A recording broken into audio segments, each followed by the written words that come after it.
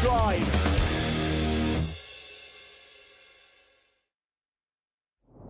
It's been a long time coming over the winter, but we are back for the IAME Winter Cup 2025 in the beautiful city of Valencia, which over the past recent months has endured the worst kind of weather. But now the sun shines once more as we are back at the Lucas Guerrero circuit just outside the city of Valencia for that 2025 edition. The track itself opening in 2014, event record set by Thibaut Ramicas in time qualifying this weekend with a 55.410.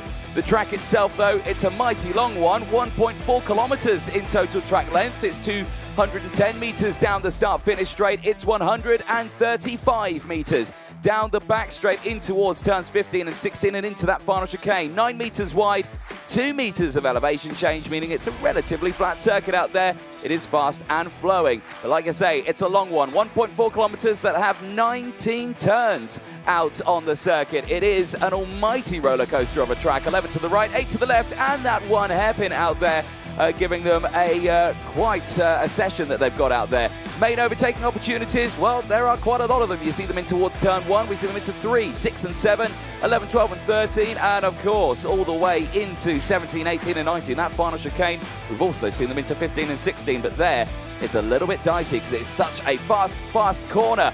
Top speed drivers reaching around this track is a dizzying 112 kilometers an hour into the braking zones of turn 1 and into that final chicane, averaging a speed of around 86 kilometers an hour around the 1.4k circuit, meaning we're ready for some fabulous racing, and I'm sure the viewers at home, you are looking forward to it too.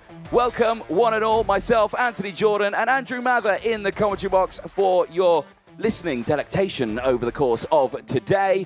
Plenty of racing we've got going on. We've got the Superheats coming up, the Consolation race, and of course those all-important 3 finals where that grand prize, first place in all 3 categories, €1,000, a full season entry into the IAME Euro Series, and a ticket to the IWF in 2025. But the first race is coming up, Mini X30, Superheat 1. Andrew, looking forward to this. Yeah, really looking forward to this today. It's a one-off event, no championship points. It's all about going out and winning today because you name those prizes. They're big prizes. Big. Straight away at the start of the season, getting your ticket to IWF at the end of the year. A full season in the IAME Euro Series as well. This is a big test for the drivers, and for some of them this will be new territory as well, whether they've gone up a class or they've been making their international debut. A lot of eager anticipation here today. Here are your prizes on the show today. For third place in each class, €250, and a first round entry into the Euro Series at Cremona in March. Second place in each class, €500, and the first 2 rounds. For the winner in each class, €1,000, a full season entry into the IAME Euro Series. That's 4 competitions. And that big one, the ticket to IWF 2025. That's a full season package available to the person who wins that one. And one who's in a good line to win that is this man here, Win Gorchalk. We're looking forward to seeing what he said, and we caught up with him after the qualifying heats yesterday. Win Gorchalk, 3 from 3. A brilliant day for you. Yeah, really good day. Talk me through that race. That was arguably the hardest race that you've had so far? Yeah, the hardest one. You had a good battle with Kiko Correa towards the end. Kiko was pushing to maybe try and get on the front row for one of those Superheats. What were you thinking when he went for that move? Oh, I thought I would pass him in the back hairpin, but I got a chance in the middle. And a bit of a repeat of what we saw in qualifying yesterday, your teammate Charlie Clough giving a bit of a helping hand in that battle. What's it like to have another teammate up at the front with you? Really good, then we can push away. On to finals day tomorrow. What are you thinking? Thank you for getting top 3. Well, good to hear from Win Godschalk there, starting this one on pole position. 3 wins yesterday, and that pole position in his first appearance in the IAME paddock in Europe. He has raced throughout other parts of the world, but first time here joining us. Great to see. But let's take you through that full starting lineup then as Mini X30 Superheat 1 heads out on circuit for their first race of the day. It is Win Gottschalk on pole position from the USA. Charles Clough joining him alongside Kiko Correa and Mason Brooks on row number 2. Christian Kobe and Hugo Fuentes go from row number 3.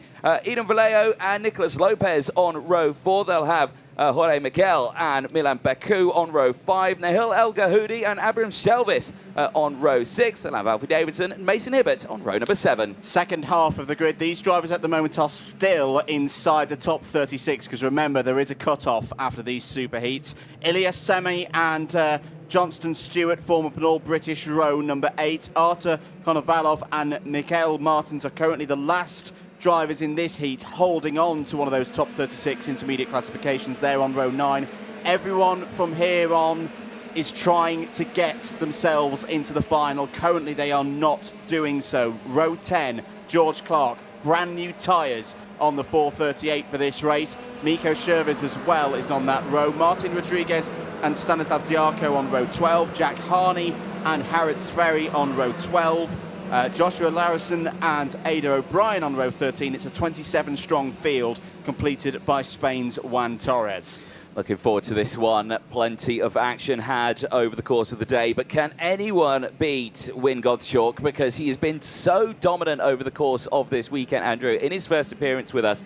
But pole position in time qualifying, 3 wins out of 3 as well. Brilliant to see. There is the live feed from Race Control. Head of Race Control, Joanna Falcao in the middle, joined by David Manchester in the foreground, Mikael Reddin in the background there. All 3 of them in constant communication with our officials team out on circuit, including our race director, Martin Bean, and deputy race director, Dan Ashton, out on circuit as well, accompanied with well over 30 cameras out on circuit, including these broadcast cameras that you see here. So again, they can't hide from anything out there, these drivers. Here we go then, into the final corner now. They have passed the red line. From this point onwards, no overtaking is permitted for the first race of the day at Superheat 1 at Mini X30. Lights are out. We are racing down in towards turn 1, and keep an eye out on Mason Brooks. He's slotting himself in the middle here. He's actually got ahead of Charles Clough in front of him. So now he's up into, I think, 2nd or 3rd place now. But crucially, it is Win Gottschalk who holds on to the lead of this one. There's dust getting kicked up in the background, but everyone is going to get through that first chicane, albeit with a little bit of debris in tow, but it's still a good start for the American. Good start for the American and good start for Mason Brooks as well. He's already up to 2nd place and is building across the course this weekend. He's one of those drivers who I think went a little bit under the radar yesterday, but he can perform well on a Sunday. We've seen that before. They're winding through turn 11 and turn 12 now onto this long run now. First of all, the 135-metre back straight, then that flat-out run through 15 and the little kink of 16, all preparing for the big stop at the final chicane. This is where we're going to see a lot of overtaking today. Thread their way through that 3-part corner, out of the final turn, end of the first lap. Well, it's the same story that we've been saying so far this weekend, Anthony. Win Gottschalk in the lead of this race. Yep, certainly is. Mason Brooks and Christian Kobe, though, battling it away in 2nd and 3rd place. And I think they may have just switched places. Yes, they have. Christian Kobe back up into P2. Kobe, very unfortunate yesterday, won a race on track. Unfortunately, nose cone penalty afterwards demoted him down to P12, which was a big shame. But he is still a contender in this one, Andrew, like you say, in Superheat 1 is off the track there. Who was that's gone off the track? I wasn't sure. I think it's a kart that's gone off at Marshall Post 4. It's the 458 that is retiring from this one. That is a real shame there. Is it 458 or 456? 456, yes, yes, apologies. Martin Rodriguez, unfortunately, out of this race.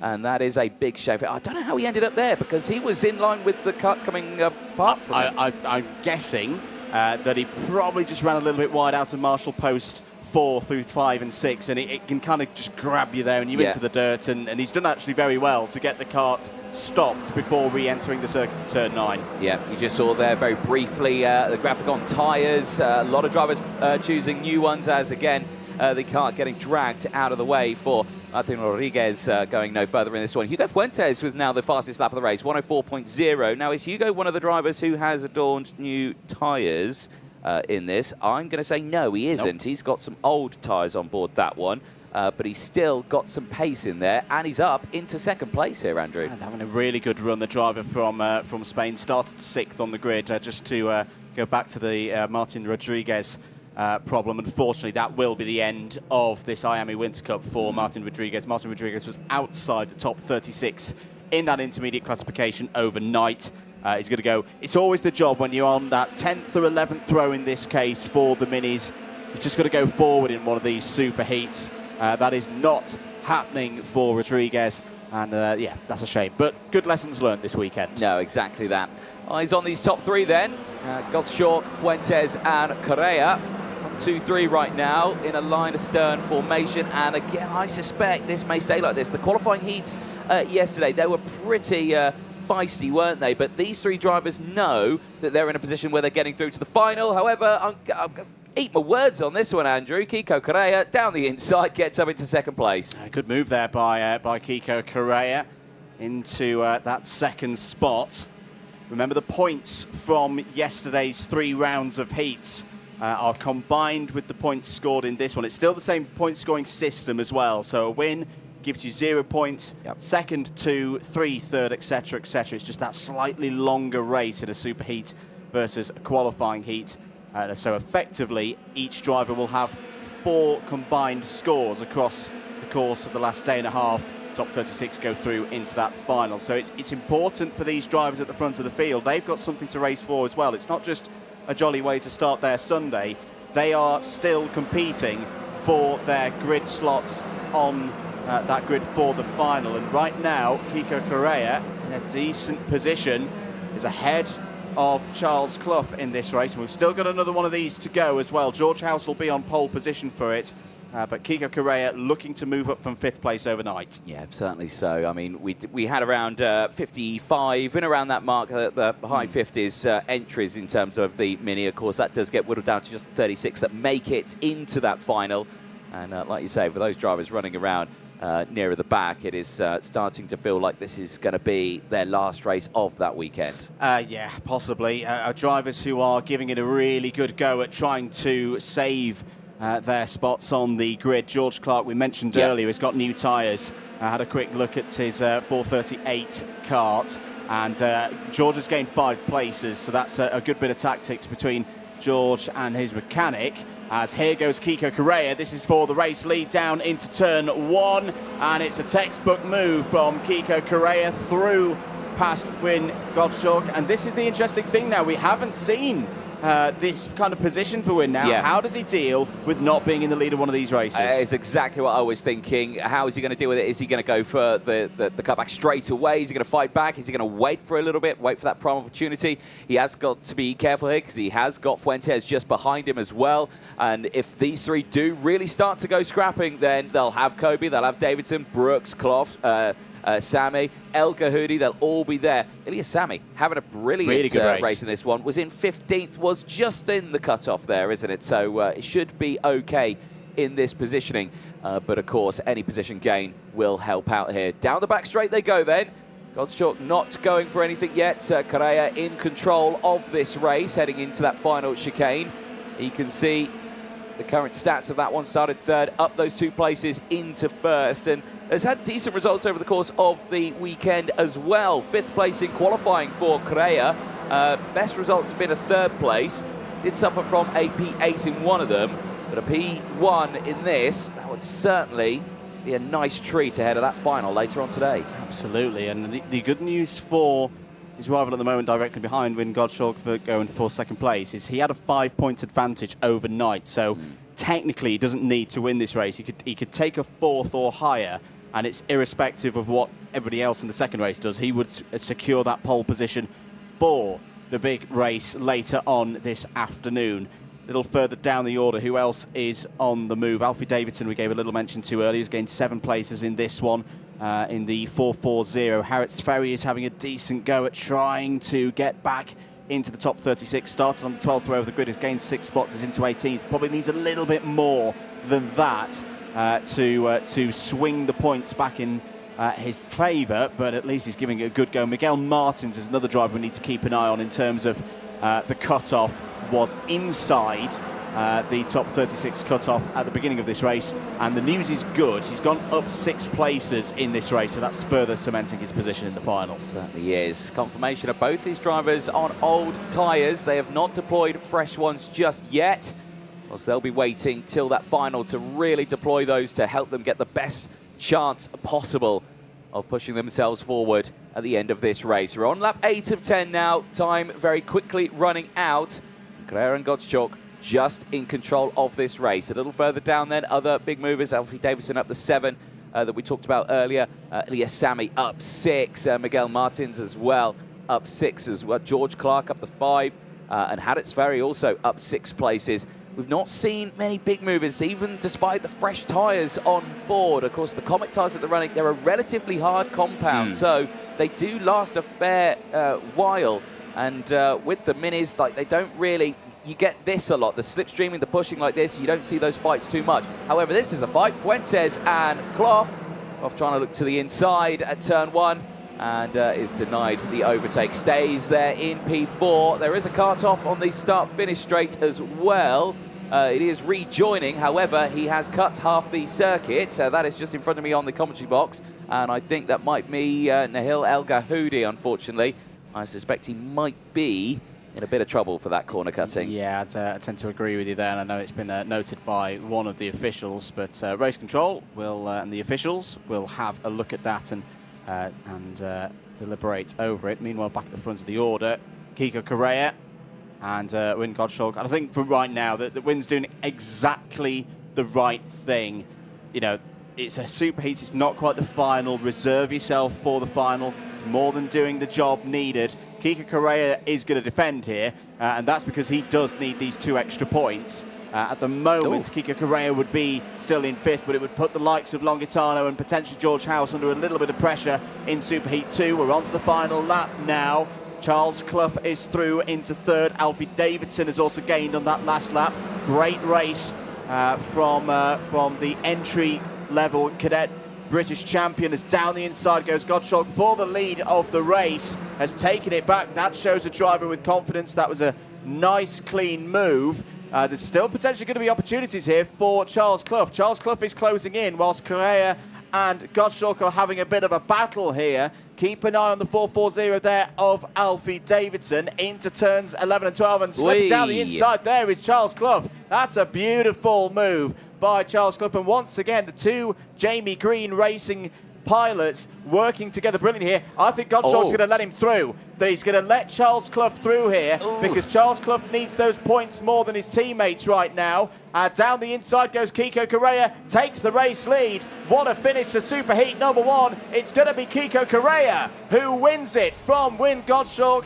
Alfie Davidson snatched 3rd from Charles Clough right at the end. You can understand what the Jamie Green Racing drivers were trying to do there. As we say, Gottschalk just needed to finish in the top 4 to secure pole position for the final. He's done that, but look at Charles Clough now on your graphic in the bottom right-hand corner. That result means Clough slips down to 4th place. Yeah, I think it's just a little too late on the brakes there into that final chicane.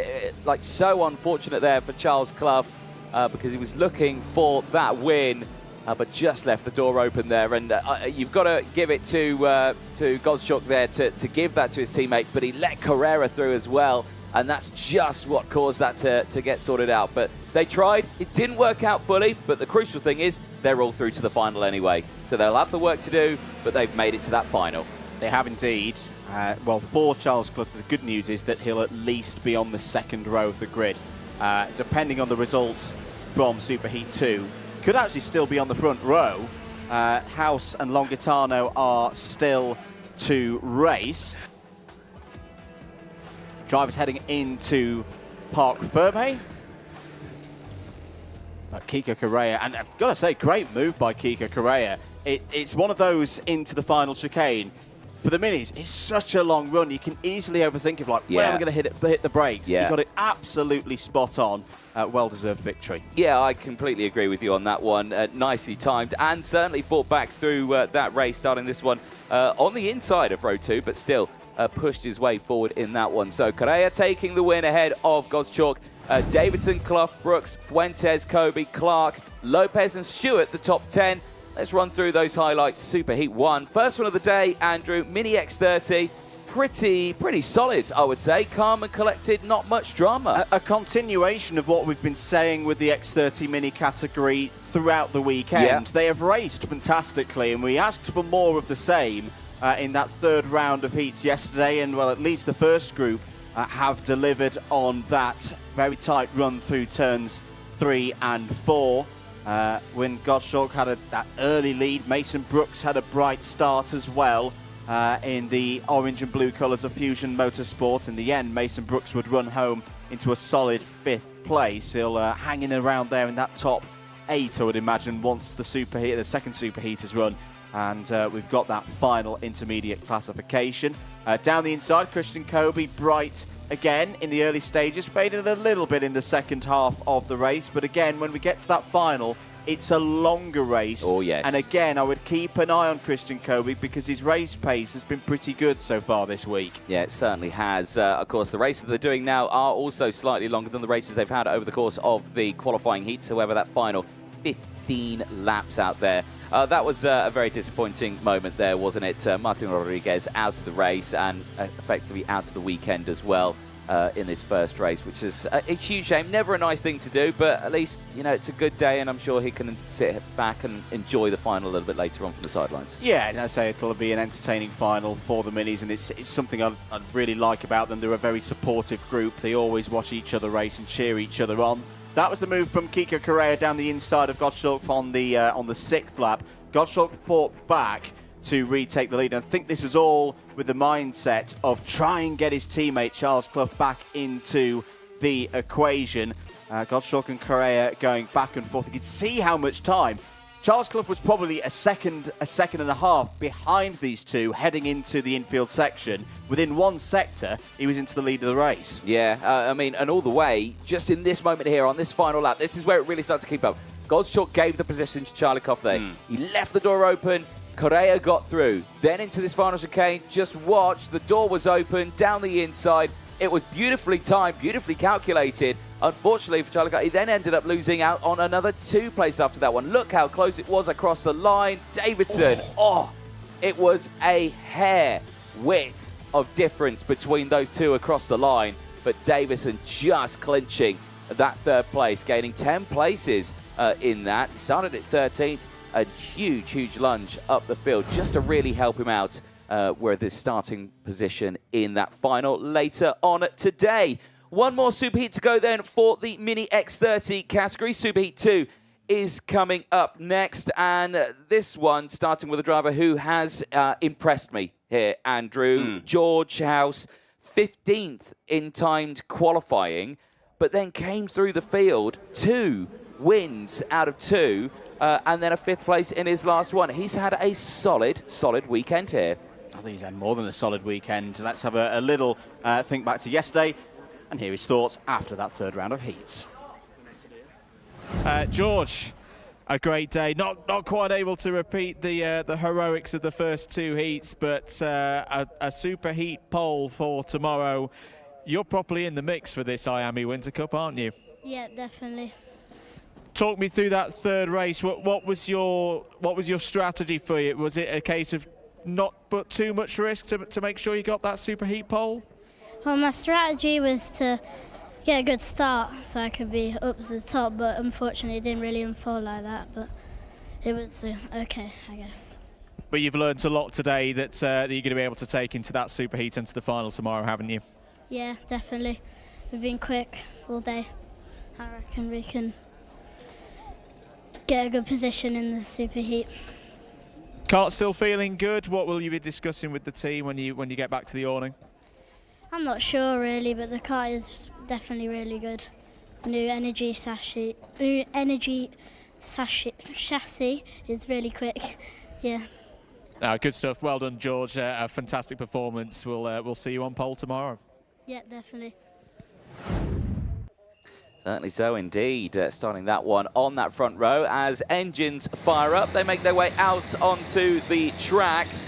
Yeah, solid performance from him and for the rest of them as well, because there's other drivers in this who have taken a race win. You have to look back to row 3. Daniel Ferguson taking a race win in that last one. But let's go through that full grid. It is George House and Aurelio Longitano on row number 1, Vicente Capella and Matis Brageau on row 2, Austin Gibson and Daniel Ferguson on row number 3, Luca Pavel and Austin Newstead on row 4, Santiago Barros and Adrian Jimenez on row 5, Min Jae Kim and Pablo Segura on row number 6. Max Cruz and Aaron Buchhofer round out the top 14 on row number 7. Next up, Zane Burgess from the United States of America and Stepan Mazepin. They're on row number 8. And ahead of Teo Palfrine and Deirdre Dadale.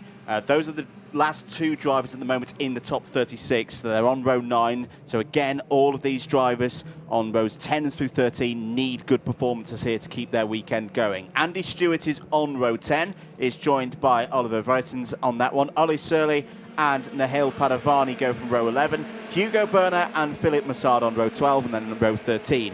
It's Rosalind Heineke and Max Lofer. I'm going to talk tyres just for a brief moment on this one. Again, common thing that we saw in the last one, it's mainly the people at the back of the field that have deployed them now to push them forward.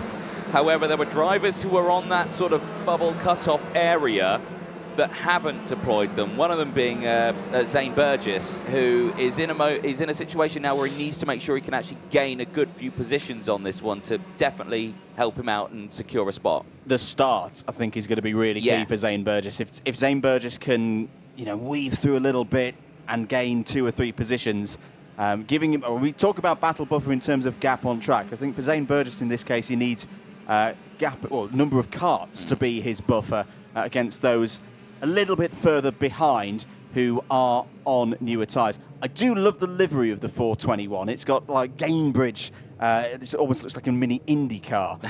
So Zane, who's won IAME titles in the States on both sides. It's kind of split into the east side of the USA and the west side.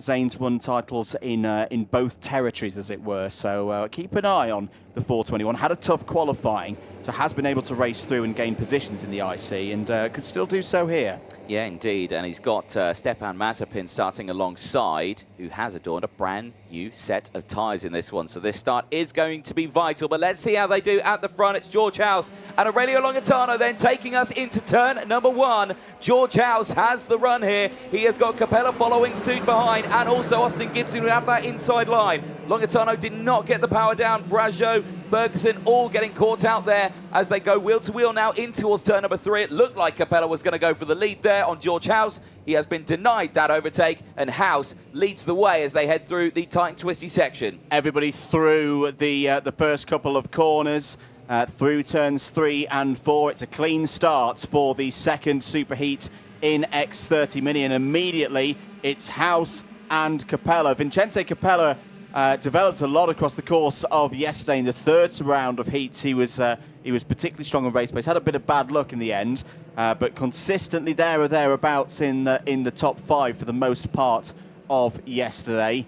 And again on a finals day, it's about keeping yourself. Well, Saturday's about keeping yourself in place. Sunday, you can then start working your way up the order, using what you've learnt and gained over the course of the last few days, and then executing it to the best of your abilities. Down the inside there, Austin Newstead is on the move.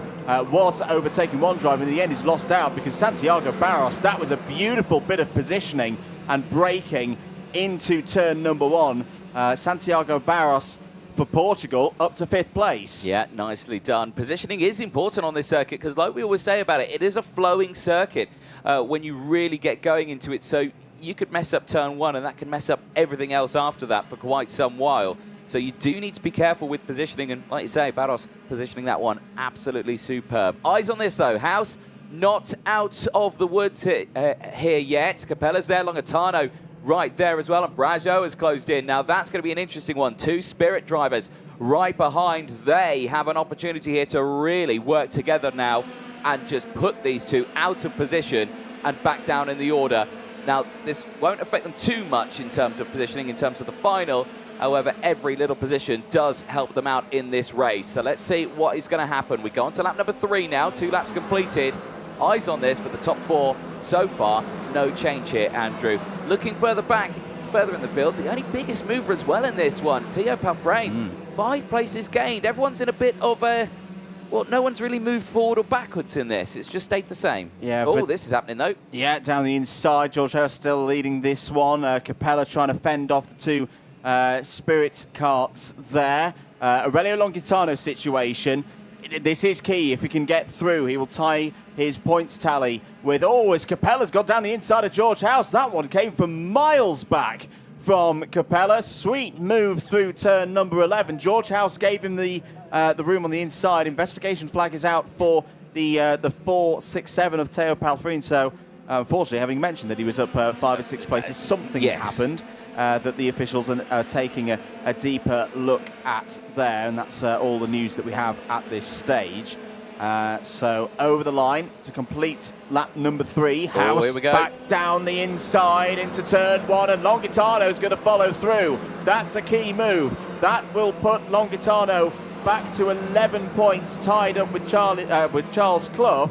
This is going to be the point where we start getting the tiebreakers out. No, it's not, because Longitano's going to go down the inside of House to take the race lead. This is smart driving from both of them here. I mean, George's first move there into turn 1, I think he could feel that Longitano was pulling out from behind him.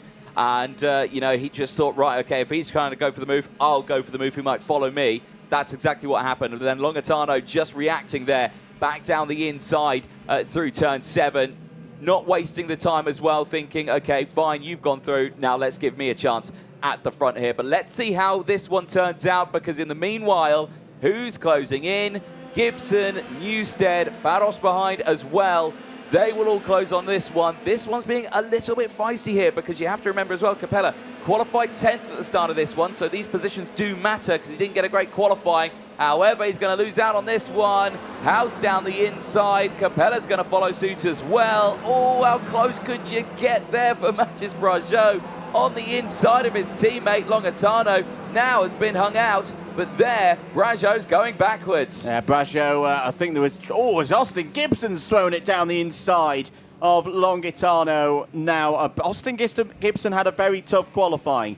Probably didn't get the kind of result that was warranted for the level of pace that Gibson's got. Gibson is in his 2nd year of full X30 mini racing. Had a bit of a tough introduction to the full power class with the Water Swift platform this time last year, but he really bloomed across the course of the summer. This is a year where I expect Austin Gibson to do big things, and he is showing that he's got the racecraft to work his way through the order here. Down the inside of House goes Capella. That's another great move through the final chicane. End of lap 5, into the second half of it now. Is House going to return the favour down into turn 1? Yes, he is. Gibson makes it 3 wide. Gibson going for the race lead, and he's going to take it. Capella got the switch over, though. Came back into 2nd place. That was beautiful driving. House is going to retaliate, though, into the inside of turn number 3. This is just going to keep the whole group together because everyone has closed in now. Pavel's there. You'll have Palfrain, Ferguson, Cruz, Jimenez, Burgess,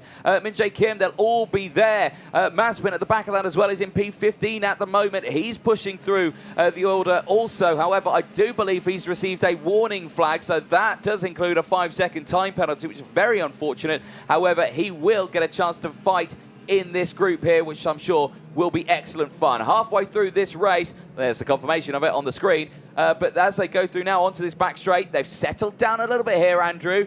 3 have broken away in the form of Gibson, House and Newstead. Austin Newstead showing signs of what we saw a lot from him in 2024. You always need to watch out for Austin Newstead in the second half of one of these X30 mini races. He's changed teams, of course, for 2025. He's joined the powerhouse of Fusion Motorsport. He was 4th in the IWF final at Zuera back in November, and he's there ready to pounce on 2 drivers he knows very well, of course. He's raced against George House and Austin Gibson for a good few years through their British national scene, and that's what Austin Newstead can do. Straight down the inside, takes second place away from George House. And that was, I think, well timed there, because Gibson was starting to break away a little bit, but now with these in a good position now, if they stay in this position, they'll close up so quickly. You may see a gap here and you think, oh, there's no way they're going to close that, but trust me, by the time they get to that final chicane, the slipstream kicks in, they'll be right on that rear bumper, and it'll be one big, large group again. We may even see an overtake here from Newstead into this final corner, but let's see what happens. No, we're going to see it from House. George House down the inside. Newstead just left that door open a bit, didn't attack his teammate, and that has suffered him a little bit there, because he's dropped back down to P4 now. Barros has got through into third place. And that was a key move from George House. At the moment in the final intermediate classification, he's still in second place. He's still booking himself a spot on the front row for the final. The problem is his gap back to the next driver, which is Charles Clough, is only 4 points. So if he was to lose his spot in this train, because the train is so big, if he falls all the way back to where Luca Pavel is there at the back of this group in 8th place, he could lose his spot on the front row of the grid. Longitano has dropped points as well, so Charles Clough, even though he's not in this race, is looking at an inside of row number 2 start for the final. That could be pretty useful for the Jamie Green Racing boys to be first and third and able to bump draft each other through turn 1. That's all for later. Still more to be decided here in this really intriguing second superheat, and now George House is going to go back down the inside. Taking to the runoff there is Austin Gibson. He's going to lose out on track position. Capella's up to second place. Longitano nearly had a move for third. Back comes Gibson down the inside. Capella shuts the door perfectly there to hold on to second place, but George House, as we've seen across the course of this weekend so far, he's battled his way on 2 occasions from the 4th row of the grid to take race wins. He started from the front of this one, and he's showing that he's not going to be barged out the way or beaten, but he ran a little bit wide there. No. Capella's got the opportunity to get underneath. New race leader, George House, slips down to 4th place. That would still be okay. Gibson's now going to have a go perhaps at Capella. Capella's entry speed to corners is looking really good at the moment.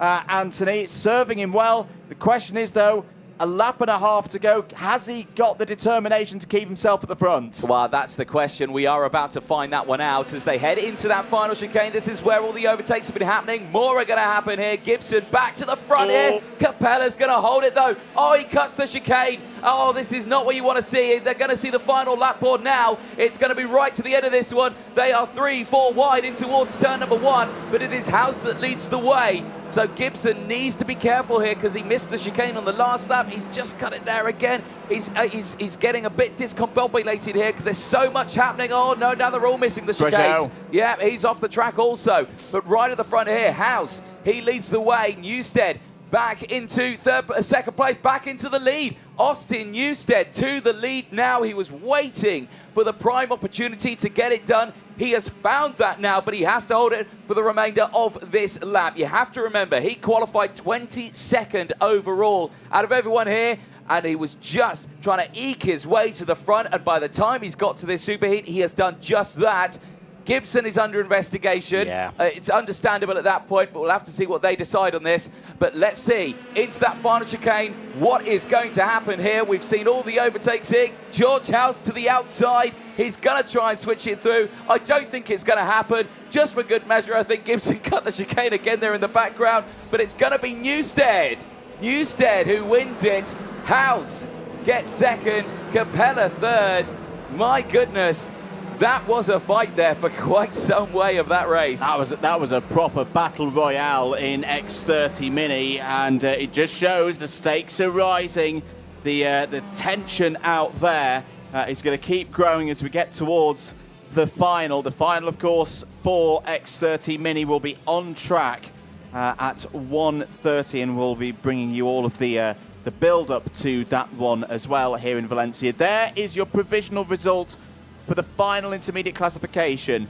Wyn Gottschalk, brilliant performance, 2 points accumulated over 4 races. That'll be pole position for the final later on this afternoon. George House will be on the front row with him. He'll be on the outside of row number 1, which can be a tricky place to start at times. He's got good track position, 7 points across the course of those 4 races. Charles Clough will be on row 2 and directly behind his teammate for the run into turn 1. And we've seen the Jamie Green Racing boys work really well together throughout the week, even from the very start of timed qualifying on Friday afternoon. So keep an eye on that one. Kiko Correa, I think, will be very happy that he's elevated onto the 2nd row of the grid for the final. Has been able to get ahead of Aurelio Longitano with those results, and Vincente Capella was pretty racy in that one as well. Keep an eye on him on row 3. Yeah, exactly that. That is going to be an exciting final later on today, and you will be able to catch that one live on all the platforms, YouTube, Facebook, and motorsport.tv. That final due to start at 1:30 local time here in Spain. So make sure if you're here for Mini X30, you set that alarm. But don't go anywhere, of course. Junior and Senior, their Superheats are coming up next. But there, you can imagine Austin Newstead just that little bit happy, a little bit, I think, relieved that that's done and dusted, and a good gain of points as well. A good gain of points, and showing that, again, the longer the race goes on, the more Austin Newstead's going to come into play. We saw this a lot across the course of 2024 in this category. Here are some of your highlights of that pulsating second super heat for our youngest drivers here this weekend. Plenty of overtaking. That was a brilliant move by Santiago Barros to just get it absolutely right, nip onto the apex to take 2 positions. Say Santiago Barros in the end would finish P7. We said that Vincente Capella was pretty racy out there for Axion Racing. That was him going down the inside to take the lead on lap 3. George House, again, he's got a lot of experience for his age. He's been racing since he was around 6 years old, and it showed here. He never got too flustered when he lost the lead. He immediately got it back, but he didn't push it too hard. He was always ready to get his decision-making absolutely spot on. This is where things started to go a little bit wrong for the Spirit Karts. Braggio and Longitano. It's a shame for Braggio. In the end, he would finish P11. Yeah, big shames in that one. So many ups and downs that, but it was a hectic race. You got to give them that. Yes, the pack was so close in it because you saw moves like this constantly throughout it. Again, Capella down the inside and getting into the lead of this one. And this was the halfway point, and you can see the next group behind. They were all closing in and just showcasing how controlled this race is. But at one mistake, you could go from first all the way down to about 15th place. It is so easily done in the mini category because the train comes through and you just lose so much momentum. Overtakes happen thick and fast. Again, this was Gibson trying to fight back. I mean, Austin Gibson, that was a tough race for him on that one. Always, constantly, just at that chicane, being in the wrong place at the wrong time. Yeah, the first 7 or 8 laps were really good for Austin Gibson. It just fell apart in the final 2. This was the worry point for George House when he got stuck on the outside on driver's left there and just had to wait his turn to get back into the queue. But again, look there, he falls back to 4th, immediately gets himself back up the order into 3rd. This was where things started to go wrong for Austin Gibson. Actually, yeah, it was an ambitious one back from back there. I think it's that point there on the very final corner that the officials are at least going to be taking a look at. We did see that notification on our screens. George House back down the inside. This was on the start of the final lap, and Austin Newstead just has this knack of getting himself in the right area at the end of these races. This was a great move down the inside. George House tried to fight it on his right-hand side, but that would be the key one. Good defence from Newstead to take the race win. It was certainly a feisty final few laps on that one, wasn't it, for Mini X30? But like you were saying, Newstead claiming that win, his first win of the weekend. And certainly, I think, well-deserved after that 22nd in qualifying. Didn't go his way, but has certainly fought back over the course of those qualifying heats. And the Super Heats will see that final out, like we said earlier on, at 1:30 local time. So set your alarms for that one. However, it is time now to turn our attention to the Junior X30 category. And once again here, Andrew, we have a dominant driver in the form of Dan Alleman with the Spirit Racing team. He has obviously been with the Spirit Racing team since the mini age. He has stepped up into junior. He is still with the Spirit team. They've come with him in this one, and they've delivered a good package for him. Here's what he had to say after the qualifying heats phase. Here with race winner 3 out of 3, Dan Alleman. That is a super day at the office. You must be very pleased. Yeah, we are very happy. All is working like we're flying and keep it for tomorrow. There was a lot going on behind you. I don't know how aware of it you were, so we didn't really see that much of your race. Can you talk me through it? It was a good start. It was a good start, and then I kept pushing, and I was going every time faster, and I go away. The performance that you've put in, 3 wins out of 3, a timed qualifying pole position, you know, you'll be on pole again for Superheat 1 tomorrow. Where do you think the pace has come from? You were there or thereabouts last year, but this is a real step up, isn't it? Yeah, the pace it is the most on the start because it has so much, it's so much sliding, the tires are so cold, and because of that we was more pushing on the start and then more relaxing. It's cooled down a bit here as the sun starts to draw on today. How will you cool down and relax this evening? Looking the races. Watching back on the broadcast. Yeah. Good stuff. Well, Dan, congratulations. A brilliant performance here today, and we look forward to seeing what you can do tomorrow. Thank you. Great to catch up there with Dan Adaman, starting this one on pole position. Pole in qualifying, 3 qualifying heat wins. Can he make it a 4th? And can he go for a full set of victories by the time he gets to that final? Let's quickly fire through that starting lineup then. Dan Adaman and Riley Cranham on the front row of the grid. Archie Owen and Bruno Greeling on row 2. Finney Lines and Matteo Mellis on row 3. We'll have Freddie Wood and Didier Krieft on row 4. Alexia Diaz on row 5 is joined by Antoine Vinot. Rounding out the top 10, Bautista Delic and Oiver Vettenratter on row 6. Max Endicott and Gilles Herman on row 7. Amelia Burns and Bautista Panetta on row number 8. On the 9th row of the grid, the last of those inside the top 36 at the moment, it's Jack McLaughlin and Max Ewell, Lias Ebersdobler and Andrea Galimberti, the first of those needing to go forward in this race to keep their IAME Winter Cups going into the final. Hernan Rodriguez had a really good time qualifying. Hasn't quite had the race pace so far this weekend, but does have an opportunity from row number 11. He's joined by Patrick Christiansen on that one. Jörg Rana and Archie Lovett go from row 12. Edward Godfroyd and Maurice Verkreuzer form up an all-Belgian row 13. Alejandro Campos and Alfonso Lopez go from row 14. Aaron Meta and Matisse Mouche can be found on row 15. Peter Sarkisian and Pinmu Zhu go from row 16. 34 drivers in the field, completed by row 17. Ivan Gonzalez and Alexandra Point. Well, we look forward to this one, first junior race of the day, and we go live on board with our pole sitter, Dan Adaman, looking backwards at the rest of the field then. Let's see what his view is going to be like of this race, because I can imagine everyone is going to want to try and get a piece of him on this one because, like you say, undefeated so far. One of these drivers is just going to think, right, someone's got to try and beat him. Someone's got to try and get him back in the pack here. We can't let him break away. Really bunches the field up here, really slowing them down. One says, you know, that is a tactical thing to do, trying to kind of oil everyone up a little bit and try and get the bounce off the line here. But let's see if we're going to get a green flag start straight away. We're into the tram lines. Are we going? I think we are not. It's a false start. They're going round again. Yes, it is a false start. So they'll form back up into 2x2 formation. There is race director Martin Bean. Called him Martin Brundle yesterday. We did call him Martin Brundle yesterday.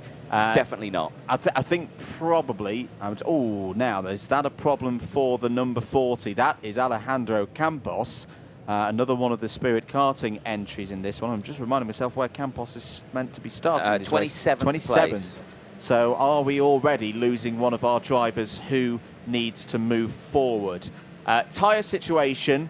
Different tyres for the juniors versus the minis. They are on the hard compound of the MGs. And as expected, quite a few drivers deploying new sets. Well, in fact, that's understating things. It's easier to tell you who's not on new tyres. Edward Godfroyd, in those in the second half of the field, is the only driver who hasn't got a brand new set on. So if pretty much everyone from the 8th row backwards has got brand new tyres on their karts. Gilles Herman's got a new half set on his on row 7. Oiver Ranta has got a half set on the row ahead. Alexia Diaz has gone for a full set on row 5. And everybody on the front 4 rows are using used tyres. Yeah, and for Alexia Diaz, that's actually probably a really strong place to be on a fresh set of tyres to get to the front of this one, to try and minimise the points, because, like you say, they're all in that sort of danger zone right now because only the 36 spots getting through to that final. This looks a little better. Are we going racing? Yes, we are. Down in towards turn number 1. Good start for Alaman and Owen. Looks like Cranham slotted into 3rd place there, just ahead of Finley Lyons and the rest as well. But as they all go through, it's a nice clean start. No dust getting kicked up in the background there. Into the pinch point they go. This is where it usually gets a little bit feisty for the rest, but it looks like it's all good. Looks like as well, Cranham's got himself up into 2nd place now. So it is Alaman from Cranham as they make their way through. On board with Dan Alaman, looking backwards then at Cranham, who started this race in 2nd, currently 2nd place now as they dive into the braking zone at turn 11. Very tight corner, leaves the gap open there, and Cranham goes to the race lead here, and that is as close as you could be, but a brilliant, brilliant overtake for Cranham. Oh, really good stuff from Riley Cranham. He didn't need a second invitation there. I think Dan Alaman just got a little bit too deep into turn 11, didn't get the rotation that he would have wanted. Oh, as Archie Owen takes flight over the curb. Bruno Greeling's had a good start as well there in the yellow and white MDC machine. Down the inside. This is the question now. Dan Alaman, we've been saying it from last year. When we saw him race in 2024, when everything was going well, he was brilliant. Yep. When he had a little bit of adversity, sometimes it fell apart pretty quickly. Now, of course, a year older, a year with more experience, looking for that consistency in another year in X30 Junior. This is a real test, I think, now for Dan Alaman. Everybody knows how much pace he's got here this weekend. We saw him win 3 races yesterday. Can he find a rhythm now? He doesn't need to win this race, by the way. He doesn't, in fact, he only needs to finish in the top 7, and he'll have pole position for that final. But right now, this is going to be a mental test more than anything. This was the view back to the number 67 of Antoine Venance. This was down into turn number 1, very close there. For Cranham, this is also very good because it's going to put his teammate Evan Purcell under a bit of scoreboard pressure in the next race. Antoine Venance had a little look there at Archie Owen, not able to do it, stays in 5th place. Suffered on the exit there as well because he just ran it out wide. It gave the likes of Didier Kreeft a chance to really go for it here into that infield section. Eyes back on these front runners here now. Bruno Greeling all over the rear bumper of Riley Cranham as they push their way through. Now, this is an interesting spot here because these two could work together now and break away from the rest of the field if they really wanted to. I mean, Greeling, both of them are in a really strong spot right now. Greeling's not won a race so far this weekend, but he had a good qualifying, got a P2 yesterday as well. Cranham, though, 2 race wins over the course of this one. He knows how to win around this circuit. I suspect he may follow it, but Greeling has got other plans. He's just gone for the move down the inside there. Yes, he's taken the lead through that final chicane. He's gone through. That brings Alaman and Owen back into play. It does indeed. We've seen some fantastic overtakes from Bruno Greeling so far this weekend, and that was another one past the driver who was 4th in the final championship standings in the IAME Euro Series in X30 Junior last year. So we know the credentials of Riley Cranham. He was my early race favourite before the weekend, and that's why, because he can pull off moves down the inside like that. Cranham retakes the lead of the race from Greeling. Investigation flag is out for Alexandra Points. It's just not been the weekend that the Luxembourg driver would have wanted. Down the inside goes Archie Owen on Dan Alaman. It's a 4-way scrap once again at the front of the field. Alaman cuts back to the inside to take at least 3rd place. That's good stuff from Dan Alaman, who's resisting the pressure right now. Family-run team, of course, the Alaman family, who head up Spirit Racing. Greeling to the inside. Oh, that's a big one down the inside for Alaman, but he's run too deep. He's run too deep. He's surely going to have to give that one back because he went over the runoff. The trouble is he's out of the lane now, and everybody's going to fly by. There goes Owen. There goes Kreeft. Venance had an attempt as well. Finley Lyons is next, and this is the problem for Dan Alaman. Has he got the racecraft to keep himself at the front of the order? There's a yellow flag out through turn 5. Didier Kreeft got the move done. It looked like it was good before it. The number 39 is out of this race. That is your cause of the yellow flag, and it's Peter Sarkeesian. That'll be the end of the weekend for the Pantano Racing team driver. Alejandro Campos involved in that very same incident as well. Both of them off at the same corner. So their race is over, but eyes still fixated here on this tantalizing battle here, Andrew. So much is happening here, and all the meanwhile, Cranham's just driving away with it. Didier Kieft there in second place now has got a little bit of clean air, but what is going to be happening behind? Antoine Venard in third place has got the train behind. Bruno Grieling back there in P4. Archie Owen, Alaman, Finley Lyons, Freddie Wood. Here comes Archie Owen to the inside. Down the inside of Bruno Grieling. Gets it done through turn number 1 and moves himself up into P4. Nice move by Owen there. Gets further up the order at the moment. Dan Alaman is still okay. Remember, top 7 is what Dan Alaman needs to secure pole position for the final, even before we see the second half of this X30 Junior paddock come out for Superheat number 2. That's because Evan Purcell at the moment has 8 points. In fact, in truth, it's top 8, because even if it was a tiebreaker situation, Dan Alaman, because of the timed qualifying performance on Friday, would always win a tiebreaker. But it's that trouble that right now Finley Lyons is directly behind Alaman, and Freddie Wood's not too far back either. Lyons is having a look down the inside. Has Lyons got the move? It looked like he'd got the move done. Yes, he has. So through goes Finley Lyons into P7. Yeah, this will be a frustrating race, I feel, for Dan Alaman, because he looked so dominant yesterday, and it was the big question of could anyone take the battle to him. The answer was yes, on the basis of what we're seeing right now. It's still okay. He's still in a position where he would have the lead, as we have a little look at the rear bumper of Dan Alaman. I think there's going to be some head scratching after this one, because that pace we saw yesterday from Alaman just seems to have eluded him in this one. No, like I said, well, that view there showed us that his rear tyres look all right as well, so they were fine. But no, I think frustration is a good word to probably use in this one for Alaman, but again, relief is probably a better word for the rest of them, because they're thinking, okay, he can be beaten around this track. He's not the most dominant figure. We know we can do it, so come the final, they'll think, you know, we're going to put ourselves in the same situation. Now, Alaman is still in control of the points as it stands. He has got joint points with Evan Purcell with 8, but of course Purcell is out in the next one, I believe, in this. Yes, he is, starting on pole position. Oh, and Dan Alaman is under investigation. This is his Superheat stage of his weekend is not going his way for Dan Alaman, but for the rest of them, it certainly is. And now, Kieft, Owen, Venard, and Bruno Grieling looks like they're starting to reel in Cranham here, Andrew. The gap down to 0.4 of a second now, and there's plenty of time left in this race. There's a look at the points. There you can see they've stayed in the same positions now. However, Alaman is now joint with Evan Purcell. Is indeed for Riley Cranham. There's an opportunity here that Riley Cranham could be on at least the front row of the grid. However, Didier Kieft, this is what I like about this format. We didn't really talk much about Didier Kieft yesterday, but it seems that this is a new day for him, and he's looking really good. Oh, that was a little bit too close between Kieft and Owen into turn 1. Owen was just able to pull out of that one. That could have been a scary, scary moment for everybody involved. Bruno Grieling's down the inside of 2 drivers. Sweet move there by Bruno Grieling up into 3rd place.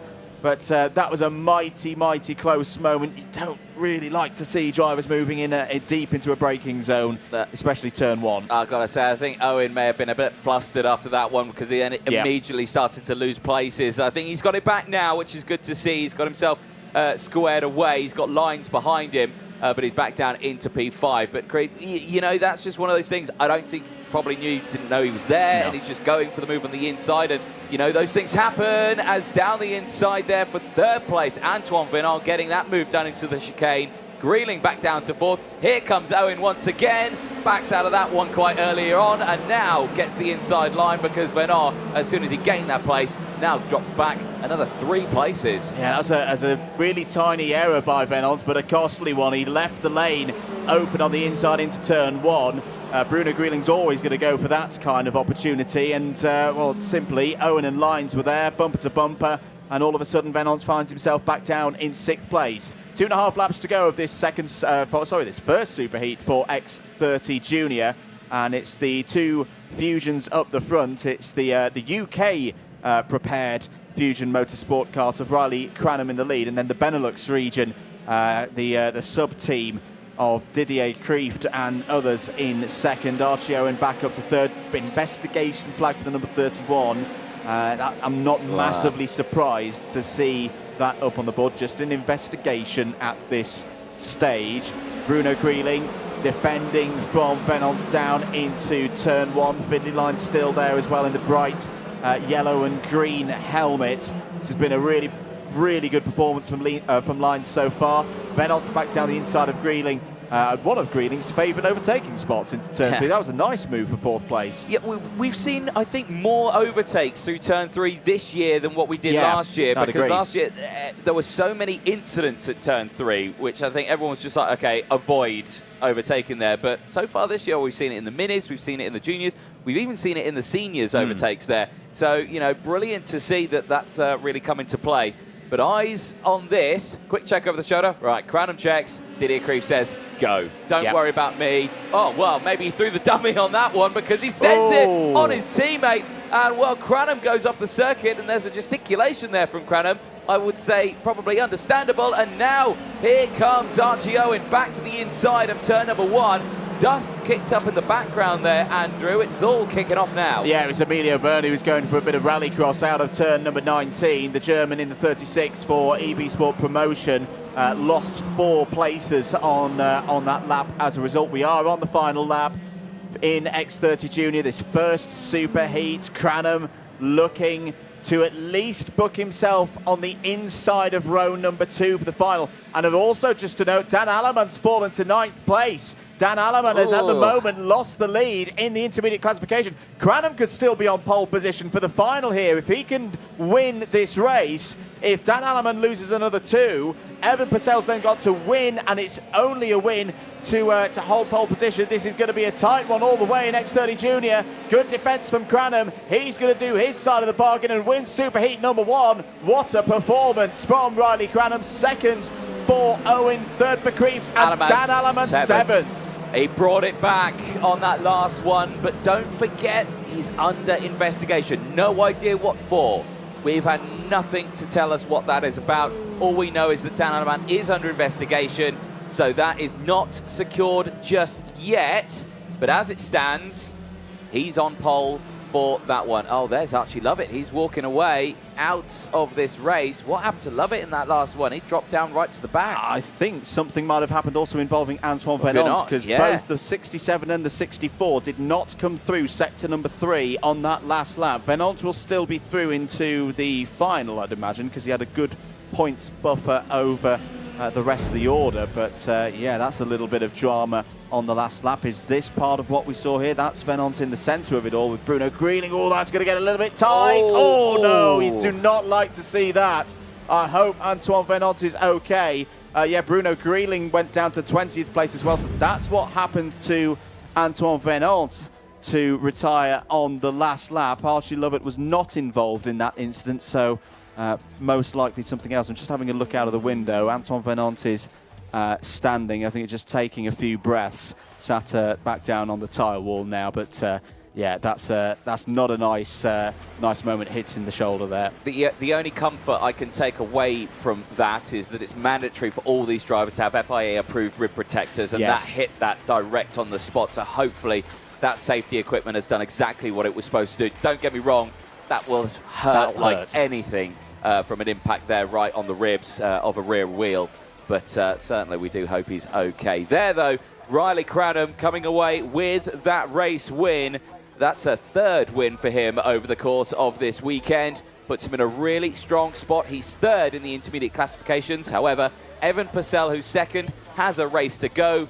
He could be starting on the front row, this young man. He could be starting on pole. He could be starting on pole if there is something for Alleman post-race. And Purcell is not able to stay in the top 2 of his upcoming Superheat. Yeah, Riley Cranham could still be on pole position for the final here today. Here's a view back from Dan Alleman at the start of the race as we look at some of the highlights. It's all looking pretty good at this moment for the Swiss driver. He got the start absolutely spot on. Key move for Riley Cranham there as well. He took an early commitment to not try and go around the outside.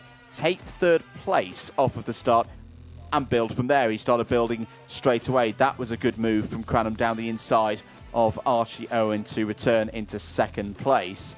This was the end of the first lap. By this stage, Cranham had already taken the race lead. Quite a few times we saw the juniors hopping across the painted red section there in the final chicane. Moves being done as well by Bruno Greeling. He held the lead for a few corners before Riley Cranham. I really liked Riley Cranham's race management there. It wasn't an easy one for him across the course of those 12 laps, but showing his experience, showing what he's learnt in X30 Junior over the last year or so. No, exactly. And like you say, all the way throughout this race, we were just seeing these lunges and just mishaps at that final chicane.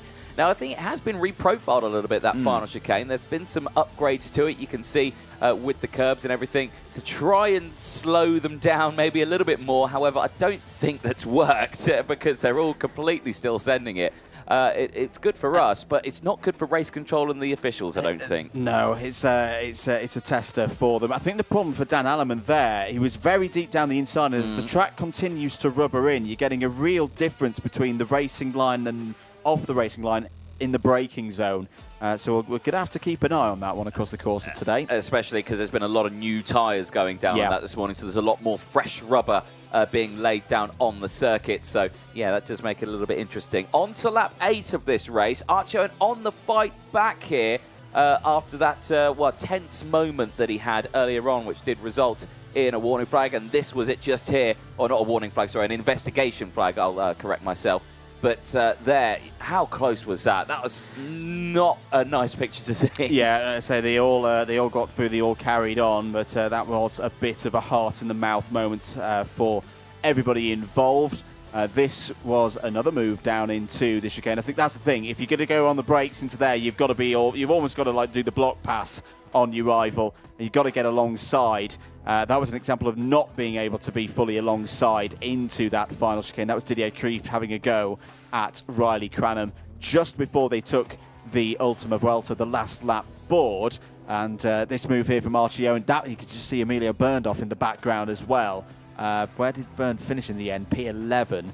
But Archie Owen's had a good weekend. You know, he's been at the front consistently, and he's probably not going to be one of the favourites or the favourite for the final, but we've seen these X30 Junior finals do strange things over the years, Anthony, and he's going to be in a good position to take advantage. No, I completely agree with that one. He has smashed out a fair few second places over the course of this weekend, so yeah, I would say he is still a possible contender. Well, one more junior superheat to go, Superheat 2, and of course we've been talking a lot about the points and everything like that. Of course, Dan Alleman under investigation, Cranham putting it there third. Evan Purcell is in this next one. He is second in the points. He has a chance of starting on that front row. The only way he can start on that front row is by, well, getting a P1 in this. So what can he do from pole position? There he is on your screen, primed and ready. We caught up with him after his qualifying heats. Here's what he had to say. Evan Purcell, who finishes that one in P2. You secure pole position for Superheat 2 tomorrow with that result. How are you feeling after what was quite a busy race at the end of that one? Yeah, it was a very hard race. It was a very close race, and I just had to do the best I could without getting taken out. I'm looking forward to starting pole, as it could be a good result this weekend, and it would be a good start to the year. Now, you've got Dan Alleman, who's been out there. He's not lost anything just yet. Is that a worry to you? Is there anything that you, the team, could think about of what you could do to beat him? As you know, Dan's very fast, and tomorrow we'll work together and try and get a good result together. So, yeah, hopefully we get a good result tomorrow. Yeah. Now, I'm not going to lie, the last few laps of that race, I was pulling my hair out a little bit in that race. All of those battles didn't feel necessary. But how was it from your point of view? I think you were having a little bit too much fun out there, weren't you? It was a very tough race, especially in the last corner where I just parked the bus. It was a very tough race, but I did good, so I'm happy. Exactly what you needed. Your mechanic seemed happy with it as well. And like you say, you start tomorrow, pole position, Superheat 2. You're in a really good spot. Congratulations. Thank you very much. Well, great to chat there to Evan Purcell, and clearly very excited with what's going on there. So at the moment, slight delay on this one while some track cleanup goes on. It was a feisty race we just saw there. So making sure the officials there, making sure the track is all fine and clear. There, Denny Babacek from Czechia, younger brother of the Babachkova sisters, who will be racing, I'm sure, at some point in their future this year. He's really impressed me. Yeah. Really impressed me. He's stepped up into juniors, and it's like he's not even left minis. He's been consistently in the area he wants to be. He's pushed through. He's had good results. Second place is 7th. Qualifying didn't fully go his way, 15th overall, but he certainly didn't let that affect him and pushed his way through the field. Certainly a contender, I would say, for this one. Yeah, and he's in a nice position at the moment in those points. Just to go over those points, I say this is obviously with some drivers having had their Superheats, some not. As we have a look at Sukmani Kira, who's had another driver who's stepped up into the junior category for the 2025 season, has properly gone under the radar. When we were reviewing the details, she has performed brilliantly and has got a nice spot on the grid as well, 3rd place on the grid. Which here at Valencia, it is one of those circuits where when you ask drivers, when you get into the real big ones, would you rather start on the inside of row number 2 or the outside of row number 1? And a lot of them say the former in that regard. But Dan Alleman at the moment should stress these are provisional results, of course. 7 points from the 3 qualifying heats yesterday and the 1 super heat so far. Evan Purcell at the moment holds 2nd place on 8. That's a 2-point advantage over Riley Cranham. So, Evan Purcell, to hold ahead of Cranham, has to either win this race. He can also finish 2nd. That would put us into tiebreaker territory. Purcell was P14 in TQ on Friday. Riley Cranham was P16, so narrow margins, but Purcell would win any tiebreaker should it be needed there. Denny Babacek, I think, can go with a real good spirit into this race. Yes. Anthony, because he's in 4th place at the moment in the intermediate classification on 11. He's got a 3-point advantage over Archie Owen. He could be on the outside of road number 2 at least if he holds that place, but there are opportunities here to get on the inside of row number 2, maybe even more.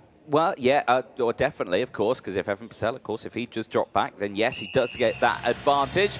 Well, we're going to find out as the engines fire up. Drivers making their way off the pre-grid. I've got to say, that cameraman in a prime position there to get some good photos.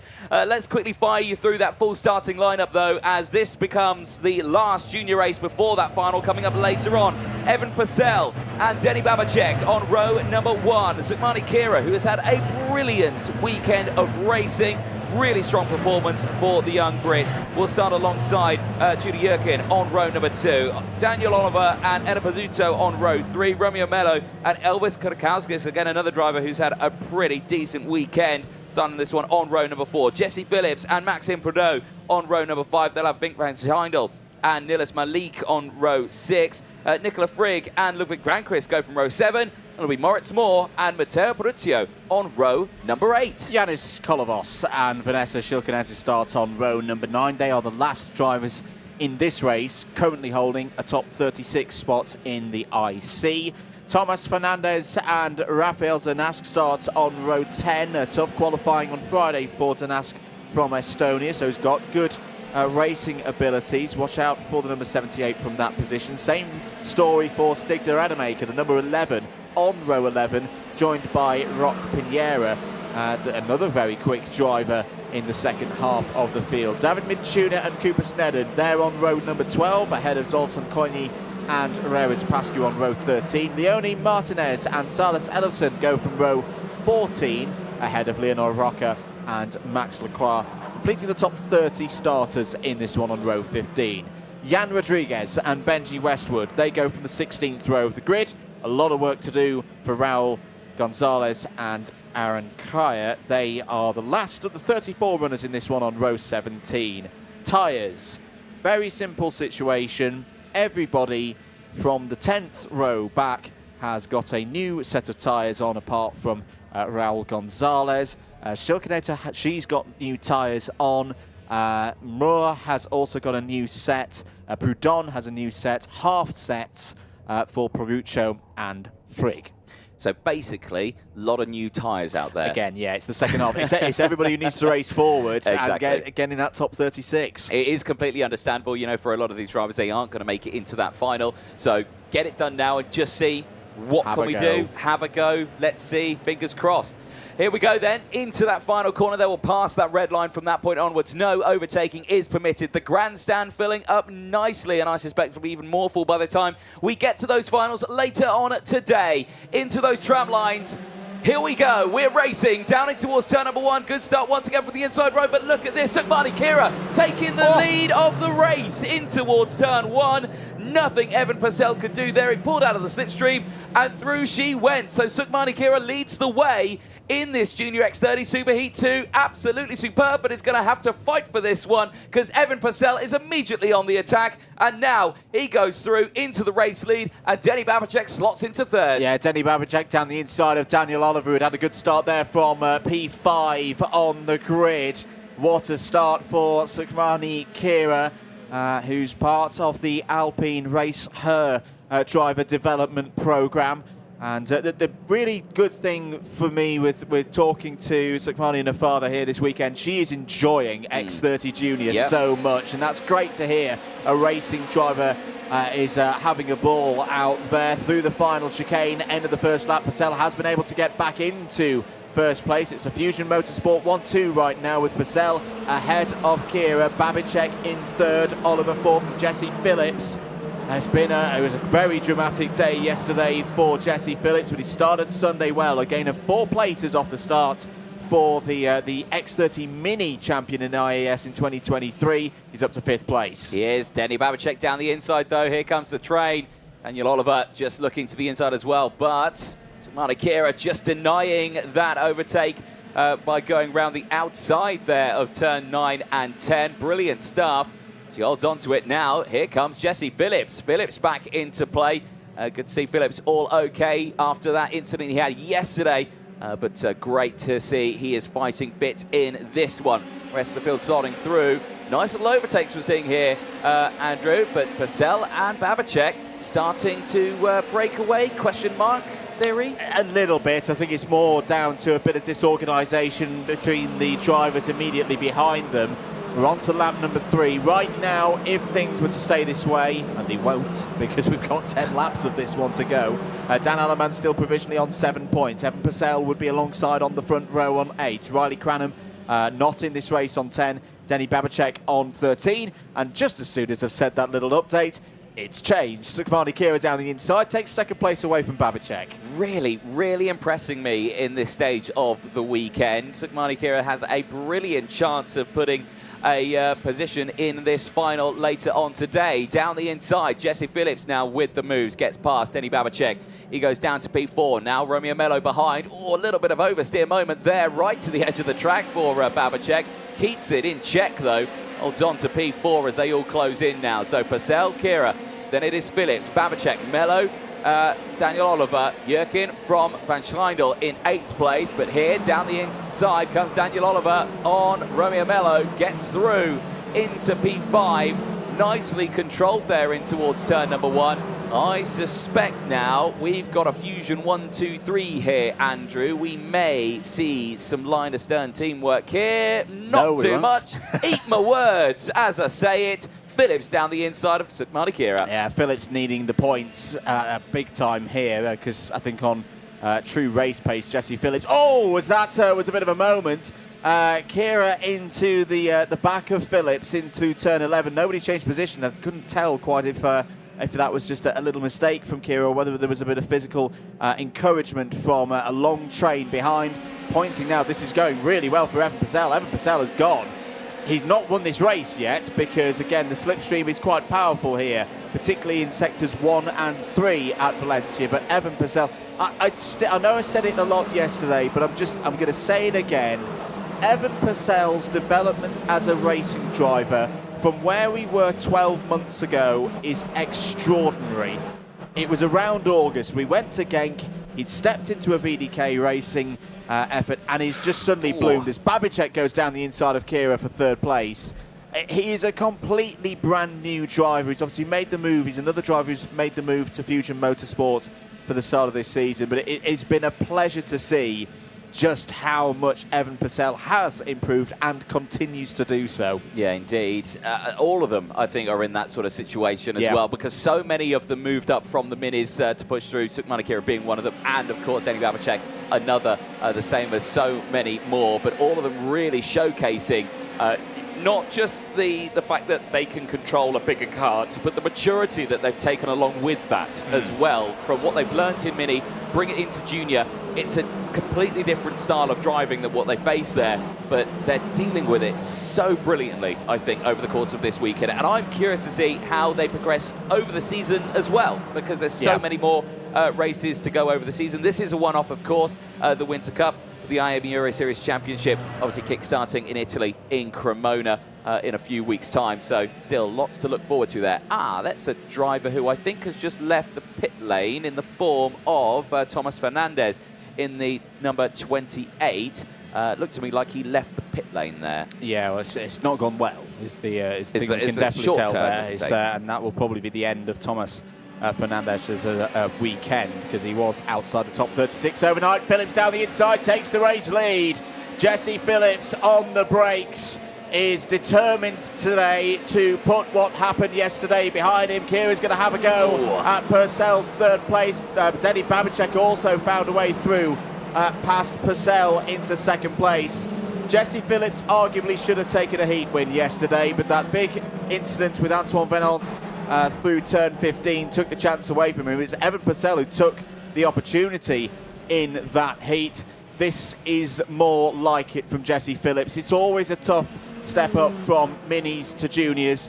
Some drivers take to it a little bit quicker than others. It's the second year in X30 Junior, which I think really tests the mind of a driver. There were a lot of questions about Jesse Phillips at the end of the 2024 season, and yes, there's a long way to go in this 2025 season, but right now he is answering those questions very, very well indeed through the chicane, out to complete lap number 7.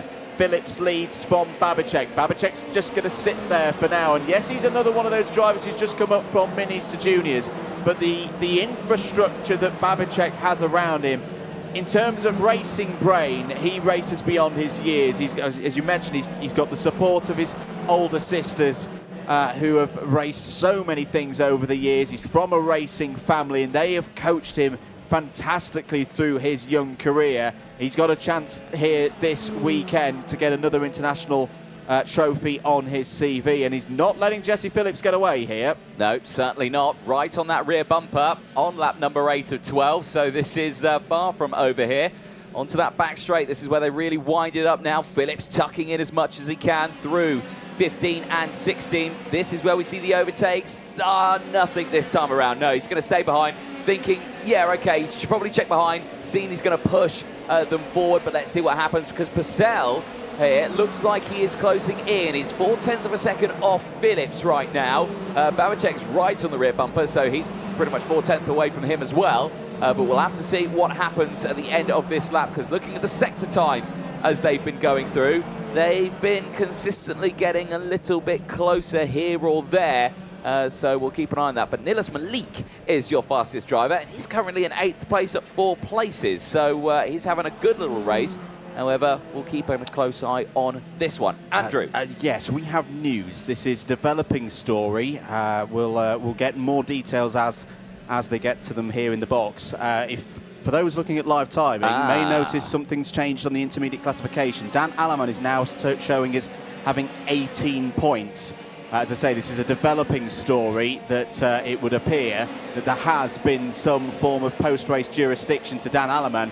That means the battle for who's going to be on pole position in X30 Junior is now back open. We said Riley Cranon might have an opportunity of being on pole position, and right now, as things stand, that is what would happen. Evan Purcell has got to catch up to Denny Babacek, get through, drop from 11 to 10 points, and then it would be a tiebreaker situation. Purcell's better performance in timed qualifying on Friday versus Riley Cranon would then give him pole position back. As I say, that is a developing story. We will give you more news when we receive it, but there is further drama, it would appear, in X30 Junior. I believe it's the front fairing. That's what had caused it. So that is a huge shame for Alaman. But for Cranham, you were saying it. You say he might be on pole, and you weren't far off on that one. But it's still not over yet, because Evan Purcell there in third place still has a chance here. Do we expect a fight between these two? I would say yes. They've got nothing to lose if they don't fight it, because first and second they push themselves forward. It's quite nice. I mean, Denny Babicek's finding himself on the inside now of row number 1. Would a win here help him out? No. Unless Purcell went backwards, but then Purcell's there in third place. So it's one of those fine lines. There's lots of little situations that these drivers have found themselves in. If Purcell can get to the front of this one, he will actually start on pole for that final. That would be a great one. If he stays where he is and it all stays like this, it'll be fine. But now we're starting to see the overtakes. This will bring Purcell in. Babicek to the lead. Phillips down to second. Oh, Andrew, I'm looking forward to seeing what's happening in the next 2 laps. This is the thing. Babicek's going to go from 13 to 11 points now. He would also be in a tiebreaker with Evan Purcell. Purcell would win it. Purcell's right there now. Purcell just needs one position to be on pole position for the final at the IAME Winter Cup in X30 Junior in 2025. Romeo Mello is there as well. Lots to be decided on this final lap. Babicek defends down the inside, looks Purcell. No, he didn't commit hard enough, and he's lost out. He's lost out to Romeo Mello. He's going the wrong way now. Sakamani Kira's still there in 5th. Babicek's going to be on the front row now. Babicek's going to be on the front row because Purcell drops to 12 points. Babicek's on 11. We said it. Babicek was going to be, with a good performance, at least on the second row. Forget the second row. If he can hold off Jesse Phillips here into the final couple of corners, he's going to be on the front row for the final. And his starts have been solid from that positioning. So I'm really looking forward to this final. Now, it's not over yet, though, because Phillips is fighting back. Fighting through that chicane. Here comes Romeo Mello. It's going to be Denny Babicek across the line. He gets Superheat 2, and he gets a front row start for that final later on today. Absolutely superb for the young driver who qualified 15th on the first day of racing. He finds himself on the front row for a final, and he will join the likes of Riley Cranham as well, who will start that one on pole position. Evan Purcell still has a really good starting spot for that final. Yes, he dropped down to P4. He's lost out on potentially starting on the front row, but he's in third place, right behind the pole sitter. Some say that's a better place to start than even second place. Disappointing, of course, for Evan Purcell. You know, to not every racing driver wants to win every race they take part in, but, you know, put the disappointment behind. There's a final to come.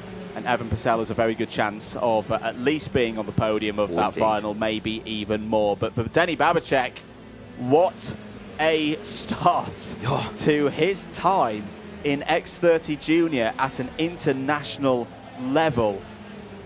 I'm stunned. I shouldn't be, because it's Denny Babicek, and we saw him win so many races in X30 Mini, and he is one of the most prepared drivers for this step up, with the level of not just karting experience, but recent karting experience and knowledge of these formulas as well, in the form of his siblings. But he's done the job, won this second Superheat. Will go through the motions now, making sure that everything is correct and to the minimum weight. And of course, a lot of ballast has to go on Denny Babicek's cars. He's one of this influx of new drivers who've moved from Mini into Junior over the off-season. He's going to have lots of reasons to smile about that one, and I think he's kept his tyres as well in good nick.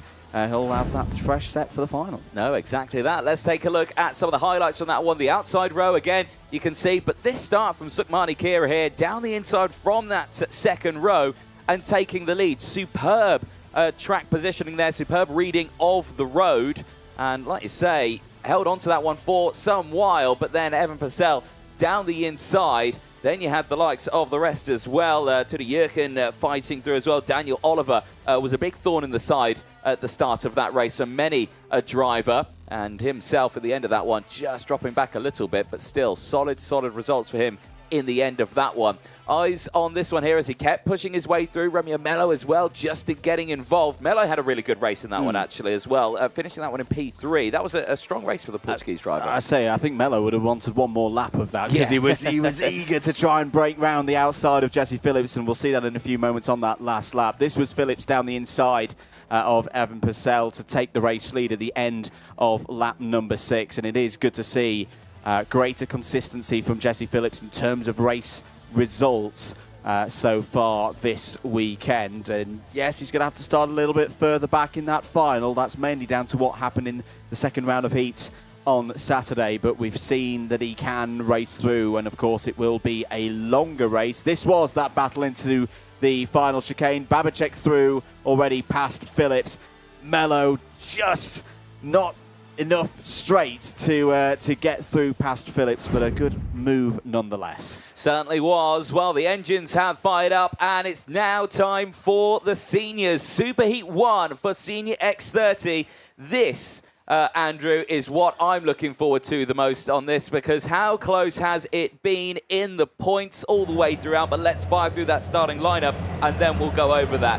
Pole sitter from qualifying and points leader. Thibaut Ramikas starting this one on pole position. Zach Green joining him alongside. Brilliant show for Zach over the course of this weekend. Clement Outouan and Lewis Bird, they go from row 2. Marius Barryberg on row 3. Really impressed me as the Norwegian driver. Great to see him on that third row. Andy Rattel joining alongside. Adrian Martinez, last year's winner of this event from Spain, starts it in P4. He will have Ricardo Ferrari alongside. Patrick Okradovchik and Juan Aluja on row 5. They'll have Sam Woolley and Alberto Hurtado on row 6. Nikita Nikashov and Morgan Moore on row 7, with Harrison Mackie and Matt Corby going from row number 8. This is the last row of those currently inside the top 36. Alex Pinheira and Lewis Torch trying to hold on to their spots in the final through this next one. Sven Vader Hayden had a great drive in the last round of the heats yesterday and will start on the 10th row of the grid alongside Roxanne Lantinga. Don't be surprised at all if both of those drivers race themselves through into that top 36.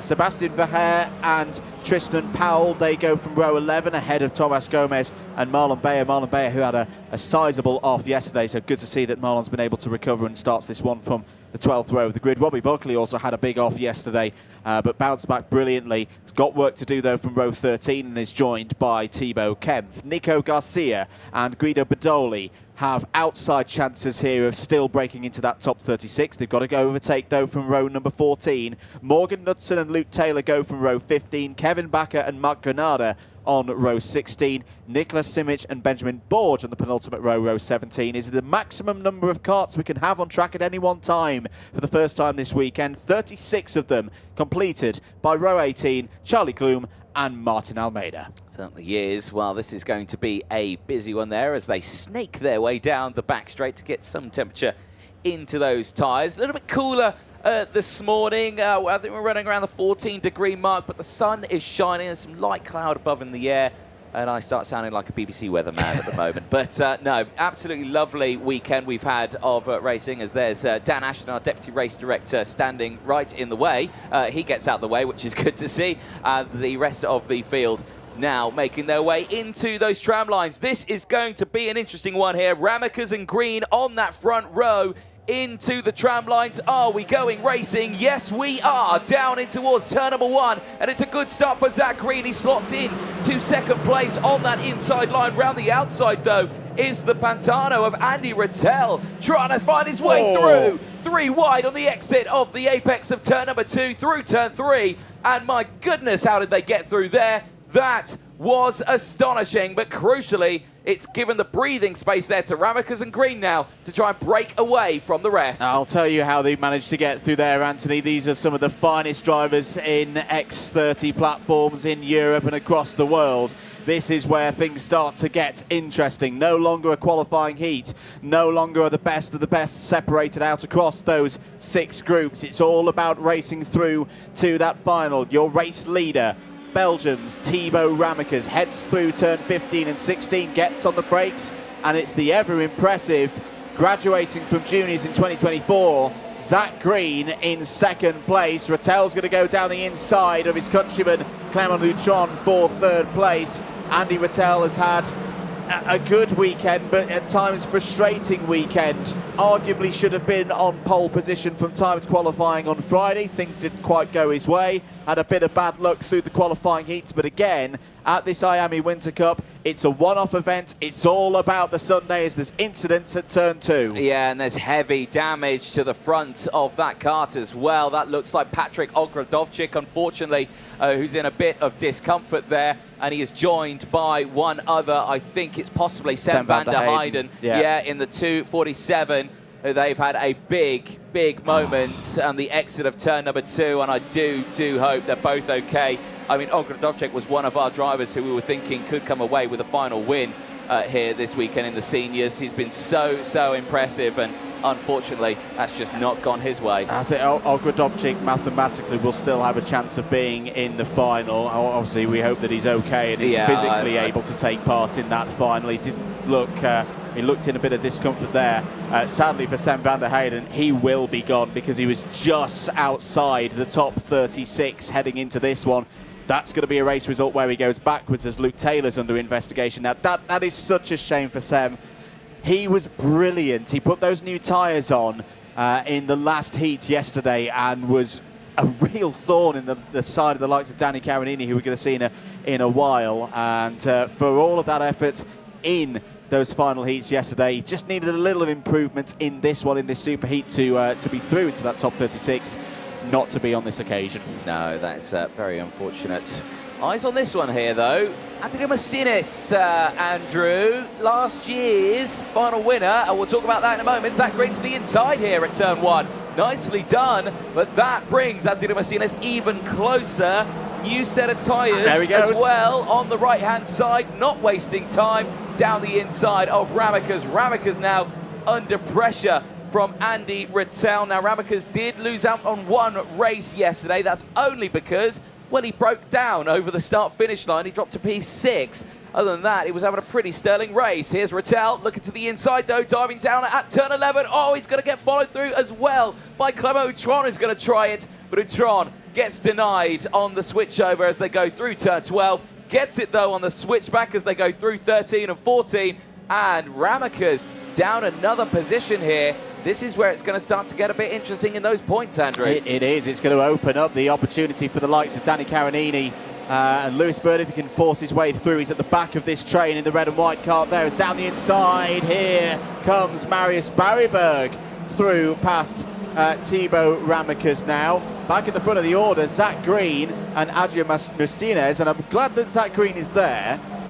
Because it reminds me that it's the year of 2025, because right now I'm getting a very big case of deja vu to last year. Adrian Martinez woke up on Sunday morning 1 year ago, a completely changed man and a changed driver. It was a huge part of how he got himself in the position to win last year's IAME Winter Cup. Yes, interesting tactics that he's gone for those new tyres on the on one side of the car, but only one as well. Only one half, and you've still got to use them. Yeah. You've still got to have the talent to get the performance out of them, and Adrian Martinez is pulling himself back into contention in X30 Senior in a very similar way to what he did 12 months ago. I really, for his sake, really hope he gets a back-to-back this weekend as he sends it down the inside at turn number 1. But for his sake, this has been a great start to his Sunday finals day here in this superheat. Their confirmation of the tyres. Now, Zach Green hasn't utilised any of his tyres just yet. He's saving them for that final. These tyres have done time qualifying, all of those qualifying heats and this super heat as well. But what is going to be happening in that final later on? You'll have the one fresh set again, half set for Adrian Martinez, I'm sure. But let's see what is going to happen. On board here with Thibaut Ramekers. Now, he's currently in 4th place. That's Alberto Hurtado right behind. Now, Alberto Hurtado did take a win yesterday in those qualifying heats. So he's, again, a strong, competitive driver. He's just waiting to see whether or not he can make it into that final here.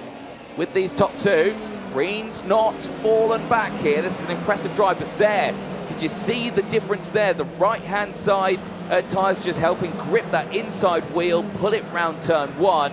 the lesser tyres on green, just couldn't carry the speed. And you saw how much he kind of understeered off, trying to match the pace, but just unable to. Yeah, it is very important in Zach Green's mind right now that he doesn't completely lose the rear bumper of Adrian Martinez. Because he would then be very vulnerable to the chasing pack headed up by Clement Neutron. Ramicus is fighting back down the inside of Hurtado for 4th place. Hurtado tries the switch back through turn number 12. Oh, that's nearly disaster for Ramicus. And there's a little touch from behind from Lewis Bird. And I think that may have dropped Lewis Bird's front fairing. It's not looking great at the moment for Lewis Bird. He's now trying to wrestle his way down the inside in to the final chicane, but that was a mighty scary moment for Timo Ramicus, and for poor Lewis Bird, it just caught him out. Yeah, it certainly did. I mean, they're of course, they're winding it up there. They're accelerating to the fastest part of the circuit, and yeah, when you get a side-to-side moment like that, you lose so much speed. And yeah, they just went straight to the back of him there, and I think you may be right on that drop, because it's looking a little bit wobbly on the front there. But we'll have to wait and see to the end of the race and the results. Crucially, though, Ramicus has got back through past Hurtado. He's moved back up into P4 now as they push themselves on. He's got a little bit of clean air here, but I suspect a little bit flustered at this point, Andrew. So let's see what happens as it goes on. It looks like he's dialed himself in once more, but that was a shaky moment 1 lap ago at this very same part of the circuit. Through they go then, on to, we're on lap 8 at the moment of 15, and there's a big moment off there, straight off at the final corner. Yeah, that was a big slide for Ranallia. I think there may have been a bit of encouragement in that as well. Alberto Hurtado down the inside of Lewis Bird for 5th place takes this one, and all of a sudden this race has come alive. This is what can happen sometimes when it's a one-off race. No one's worrying about championship points and being in like a risk limitation kind of mode. This is still only in the Superheats. Just imagine what the final's going to be like later on today. Adrian Martinez is still leading this race by just over 1/4 of a second. Gotta say, Zach Green is doing a tremendous job. Now let's have a look at this, because I want to have a look at Lewis Bird's front bumper. It might just be a little trick of the lights with that cooling vent just below the NASA panel. This is the moment for Ramicus, and then in comes... Oh, no, it might be okay. I think it might be okay. Might be okay. But it was like you could see the closing distance there, purely because as they're trying to accelerate, they're then slowing down because they were fighting. Here's the outside view of it, just as he tries to get through. A little bit of wheel-to-wheel there. So lucky that they didn't have a moment, and there's the contact from behind, and completely unavoidable there for Bird. But yeah, he just caught them up too quickly. My question is, what on earth happened at the final chicane? I've got the same question. I'm sure the guys in the truck will be busy looking at that one to see if we could have another look at that one. So we're on lap number 10 of 15. Adrian Martinez is just managing things now. He's done the job of what he needed to do with this new half set of tyres. Get to the front, get track position. Now it's the job of don't take too much out of them, because you're going to need them in the final. This is what happened here. So it's the 350 of Roxanne Lantinga getting very close to Juan Aludia. And I tell you what, Juan is very, very lucky. Well, I say lucky, that was his kart's control, that he's managed to keep that out of the barriers. He's had to go down the pit lane, yes, to avoid any further incident, and he's now in 30th place. But that's another bit of a scary one. Yeah, that's an unfortunate one there for both of them, but hopefully both okay. Lap 11 here, Andrew Martinez, I think, well, is he getting close in a little bit here by Green? I think so. Again, has he utilised those tyres to the point where they're now in the same sort of situation as Green? The only quantum solace that he knows is that he can use these tyres in this sort of situation for that final. But yeah, this race isn't over here yet, and is Green going to go for this move sooner rather than later? Honestly, I don't think so, because he knows they've both got the pace here. I reckon they're just going to keep this one consistent to keep the likes of Utron, who is another 2.3 seconds further down the road. Then Ramicus, who's there in 4th place, who's another 2 seconds further behind Utron. So they've got a nice buffer there. I think they can just chill and get to the end. They have. I'm slightly going to disagree with you, though, because Zach Green on the points does have an opportunity here to protect, like we've just seen with Riley Cranham in X30 Junior, has an opportunity to get pole position. If he was to get through past Martinez, he would hold himself on the 10 points that he had overnight. Ramekes right now is also going to be on 10 points. Now, yes, Ramekes would win a tiebreaker, but it is so close in this category, and we've still got 3.5 laps of this to go. 4th place for Ramekes is not guaranteed. If Danny Caronini was then to not win his second superheat, Zach Green would then jump ahead of the Italian and reigning IAME Euro Series champion. So Zach Green has something to play for here. He's got to time it right to get through past last year's winner of this IAME Winter Cup, who is in conservation mode now, and that's a key one as well. Warning flag for Thibaut Ramekes. That comes with a 5-second in-race time penalty that right now is going to drop the Belgian down to around 15th place. That could open this final wide open here. Now that is wow, that's unheard of in these sort of parts. But Ramekes getting a 5-second penalty, that's going to really shake things up. Crucially, though, for Green, if he sees that warning flag, which he will think, right, the chance go is for there. the overtake. I need to get this position, so let's wait and see what happens. Into that final chicane, is it going to be here? The answer to that, no, not this time. Stays behind Adrian Martinez as they go through. We're going on to lap number 14 now, 13 completed, and here we go. He's not going to wait for the last lap, he's going to wait for the penultimate lap. Green goes through, down into turn 1. Nice move there by Zach Green. So that brings him back onto 10 intermediate classification points. Roxanne Lantinga is under investigation. I would imagine that is for the incident with Juan Aluja going into the final chicane some laps ago.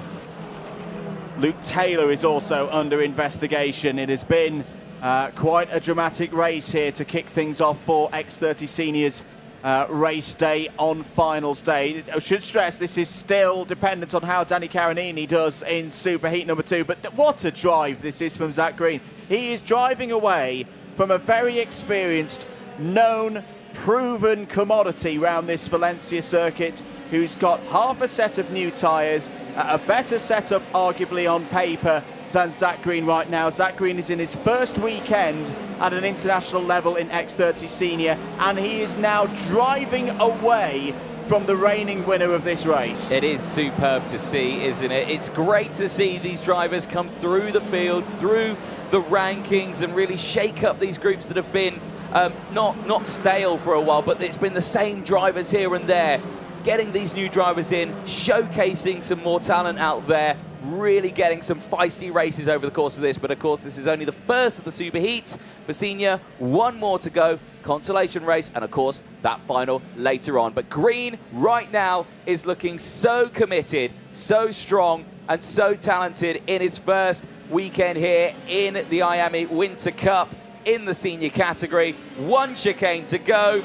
Green is on his way of potentially starting on pole position. Across the line he goes. Zach Green for the Jamie Green Racing team takes the win ahead of Adrian Martinez for the Kids to Win team. Dream Racing's Clement Outron crosses the line in 3rd place, very closely followed by Thibaut Ramekes.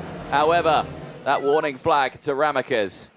Warning for 307, contact on 303, put turn 1, just easy to wide. Well, confirmation there from race control. 307 with that warning flag after contact with Alberto Hurtado in the 303 at turn number 1. And Hurtado in that one did finish P7. But of course, with that 5-second, Ramekes, where would you call it? About 15th place? It was. It may have got a little bit better for him. So 4.1 behind, 9.1. Okay, it'll be in around 10th or 11th place in that Nikita Nikashov, Lewis Bird region. But still, that's a chunk of points. Yeah, it's a big chunk of points, especially when things are as close as they have and as open as they have been over the last 3 days of competition. I cannot put into words how impressed I am at that drive from Zach Green. There was that point when Adrian Martinez had got ahead of him, and you thought, yeah, surely the fresher tyres are going to tell here, and Zach Green's then going to be on his own. He dug deep. It wasn't the most dramatic and flashy win, but it was a very, very impressive drive. Controlled win, and it was an impressive start here as well. You can see immediately switching to the inside there, found the gap, not wasting any time to cover off any advantages from Clement Outran, who tried to find his way down the inside. Lewis Bird was able to do exactly the same as well, get through down the inside. Andy Rattel, though, the start of that race, my goodness, that was a shaky one, wasn't it? It was a bit feisty through turn number 2, but he got up into 3rd place in the early stages. It was that incident that involved the likes of Patrick Ogrodowczyk and Sem van der Heijden. Thankfully, I think both of them okay. They were walking away at the end of that race. I was seeing out my commentary box window. It is good to see, but hopefully they could both make that final, and they're both in a good position. Oh yeah, Sem van der Heijden will be out of the final, unfortunately, because he was already outside of the top 36 before the start of this superheat, so he's only going to go backwards in the final intermediate classification. Ogrodowczyk still does have a good chance of being in there. More overtakes, quite a few things for the officials to look at, quite a few under investigation notices coming up on our screen. This was Hurtado having a look at the rear of Ramakas. Ramakas getting past Marius Barryberg at that point. This was a flashpoint on lap number 5. Hurtado down the inside of Barryberg into turn number 11.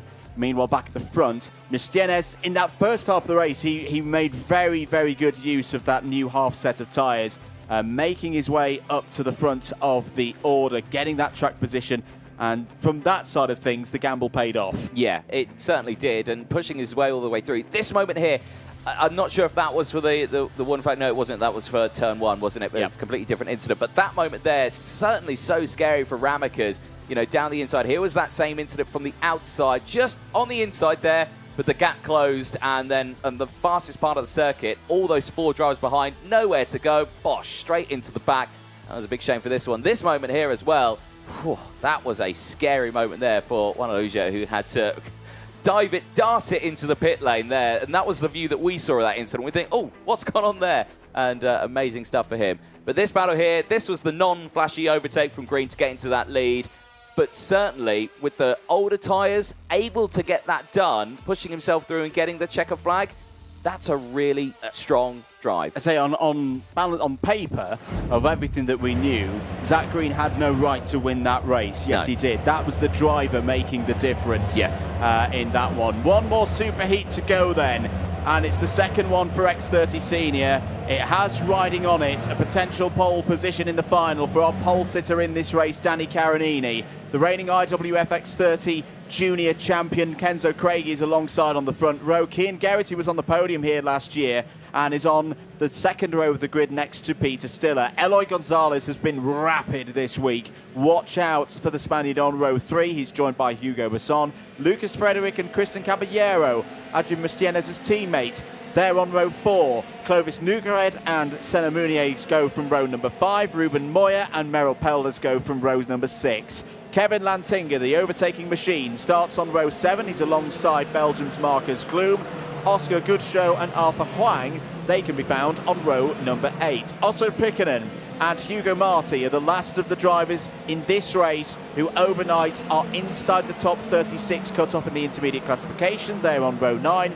Everyone from here on in needs a good race, needs to move forward if they're going to make the final this afternoon. Row 10, Faraz Jalil and Maximiano da Silva. Row 11, Aaron Cavillo and Cian Gauci. Row 12, Gimes Merkenbach and Noel Sundberg. Marcus Schilkunas has had a tricky week, but we know he can race through a field. He starts on row 13 alongside Thomas Hansen. Elias Lehman and Isaac Sayer go from the 14th row of the grid. Mary Barryberg, we've just seen Marius take part earlier on today. Marie goes from row 15, is joined by Stylianos Kolovos. Samuel Ifrid and Enrique Gelabert go from row 16. Roman Soleil and Julian Bruckbacher go from row 17. The last 2 qualifiers through to this stage, the Superheats, on row 18 are Keanu Vellens and Brute Fraser. Well, the drivers now getting themselves filed into formation here. Yellow flags waving there. They're a little spread out still at the back. The front has slowed it down now.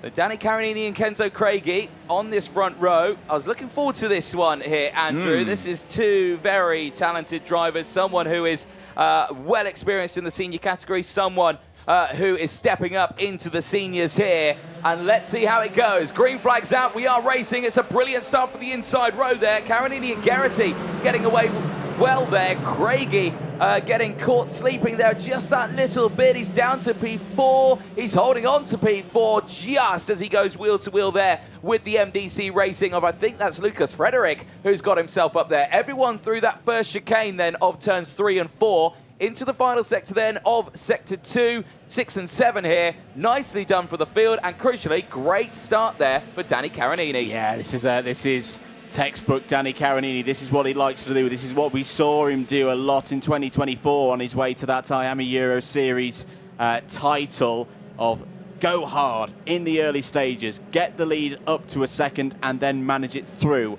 However, I don't think he's going to be able to do that today. That's not because Danny Carinini's got any slower. It's because Eloy Gonzalez has worked his way up to second place.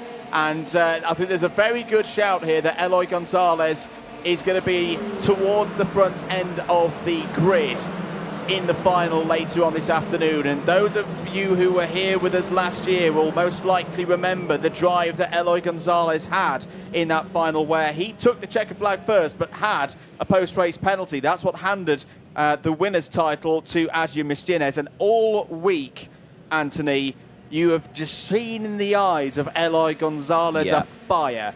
He is still hurting, I think, a little bit from what happened 12 months ago. He wants this very, very much, and he's had some trouble this week as well. He had a retirement in one of his heats, and that just seems to fire him on even more. Yeah, it was quite a spectacular retirement as well on that very part of the circuit. But no, I completely agree with you there. I think he's certainly going to be a contender this weekend, and his results certainly do show it as well. Only other than that 29th retirement, it was second, 2 wins and a third. Absolutely solid results. So I think he's really on course to being a contender here. Danny Carinini, though, has been caught here. Ruben Moya has had a brilliant start. 8 places gained in this one. Moya has been someone who has just been sneaking up that order all the way through these qualifying heats, and he sneaks up one more through third place, through past Eloy Gonzalez, and up into P2 now, as they together will hunt down Carinini. I did have a thought in my mind a lot yesterday, Anthony, of where has the real Ruben Moya gone? Here he is, Sunday. He's been saving himself, perhaps waiting. He won this race in 2023. We've got a little repeat of Genk last year. We've got some hand signals going on between Carinini and Moya. Of course, Moya won the final to finish the season. There was a quite entertaining discussion. In fact, is that a point from Danny Carinini to say go through? I'm perplexed by that one, to say the least, because Carinini needs to win this race to be on pole position for the final. Well, maybe he's just giving him that false sense of security right now. Let him, okay, fine, you want to drive ahead and everything like that, absolutely fine. Because the last thing Carinini wants is Moya going for a move that is maybe not on a point or anything like that. He doesn't want to risk anything happening between themselves. But right now, I think he's just waiting and just seeing what Moya can do in this sort of freight. Sammy Ofrid, unfortunately, has just seen a warning flag as well. That's not going to help out Danny Carinini either. Eloy Gonzalez and Caballero getting through. And he's gone down to P4 now. That's very interesting. I can't explain that one. That's I'm a bit surprised that Danny's taken that move. We've got some more breaking news. It's similar to what we're talking about in X30 Junior, but the other way round. Just looking at the results that have been posted from the first race, it would appear at this moment, and I should stress again, this is provisional and breaking news, that the 5-second penalty for Thibaut Ramicus has been rescinded. Because Thibaut Ramicus is suddenly now showing us back in 4th place. It's down the inside of Moya goes Caballero for the race lead here in Superheat 2. What that means is that right now, per the information that we've got here in the box, Ramicus is back on pole position for the final, sharing 10 points with Zach Green. So we go back to Friday's timed qualifying. Again, that's another developing situation which we'll keep you up to date with. Yes, that is, I love a little bit of that, don't you? Some point shuffling just before a final to determine where someone's going to start. Here we go. Caballero going defensive. Moya trying to get through. Not going to happen this time around. That bunches everyone up. Eloy Gonzalez back on the attack. Arthur Wang is there to play. He's there in P4 to the outside. No, can't make it work. Hugo Masson gets through. Danny Caronini is being swallowed into the pack here. Andrew, this is not what he wants at all. It's a bad exit out of turn 3 and 4, though, for Arthur Huang. Glum gets through. Caronini gets back through. Here comes Otto Pukkanen. Oh, it's all kicking off here. Craig is involved in this one. Craigie from the front rows, not had the race on this one, but he's certainly fighting back, though. And luckily for him, the pack's still close enough for him to gain some space here. I would take a guess that with the exception of Ruben Moya, there is tyres at play here. There are a lot of drivers who took tyres in this race, not just those in the second half of the field, but everyone kind of in that, what I'd like to call the danger zone of a superheat, where you've got the split on row 9 and those 5 rows forward, where you might chuck a new set of tyres on just to give you that assurance policy that you'll be able to push through, and it's hurting those who start at the very front of the field on used tyres from earlier on in the weekend. It's a curious situation for everybody out there. We're on lap number 7. Caballero is your race leader. Ruben Moya up into second place. Arthur Huang and Otto Pukkanen are your biggest movers in this race. In fact, Hugo Marti is as well. They've all gained 11 places from where they started in 5th, 6th and 7th places now. Yes, indeed. Now, I'm thinking maybe for Danny Caronini, is he thinking inside row 2? Yeah, I'm thinking that, actually, the more I think about it. Change there, Besson through past Gonzalez. He gets up into 3rd place now. He's on the charge towards Ruben Moya. So let's see what happens with that as this race progresses, because that is not over just yet. And I was thinking, is Arthur Huang going for a move? The answer to that is no. Just behind that, though, Hugo Marti. We've not said much about Marti this weekend on that Paralin. He's been in and around there, as unfortunately tumbling down the order. Now, is that Bru Frexia in this one? I think it is the driver of the 266 up walking, which is good to see, but unfortunately out of this race and completely out of contention for that final. Yeah, started at the back of the field, so it's always going to be a mathematical long shot of getting through, past 35 odd drivers in that final intermediate classification. But that's not going to happen now for Bru Frexia. Bru Frexia out of this race.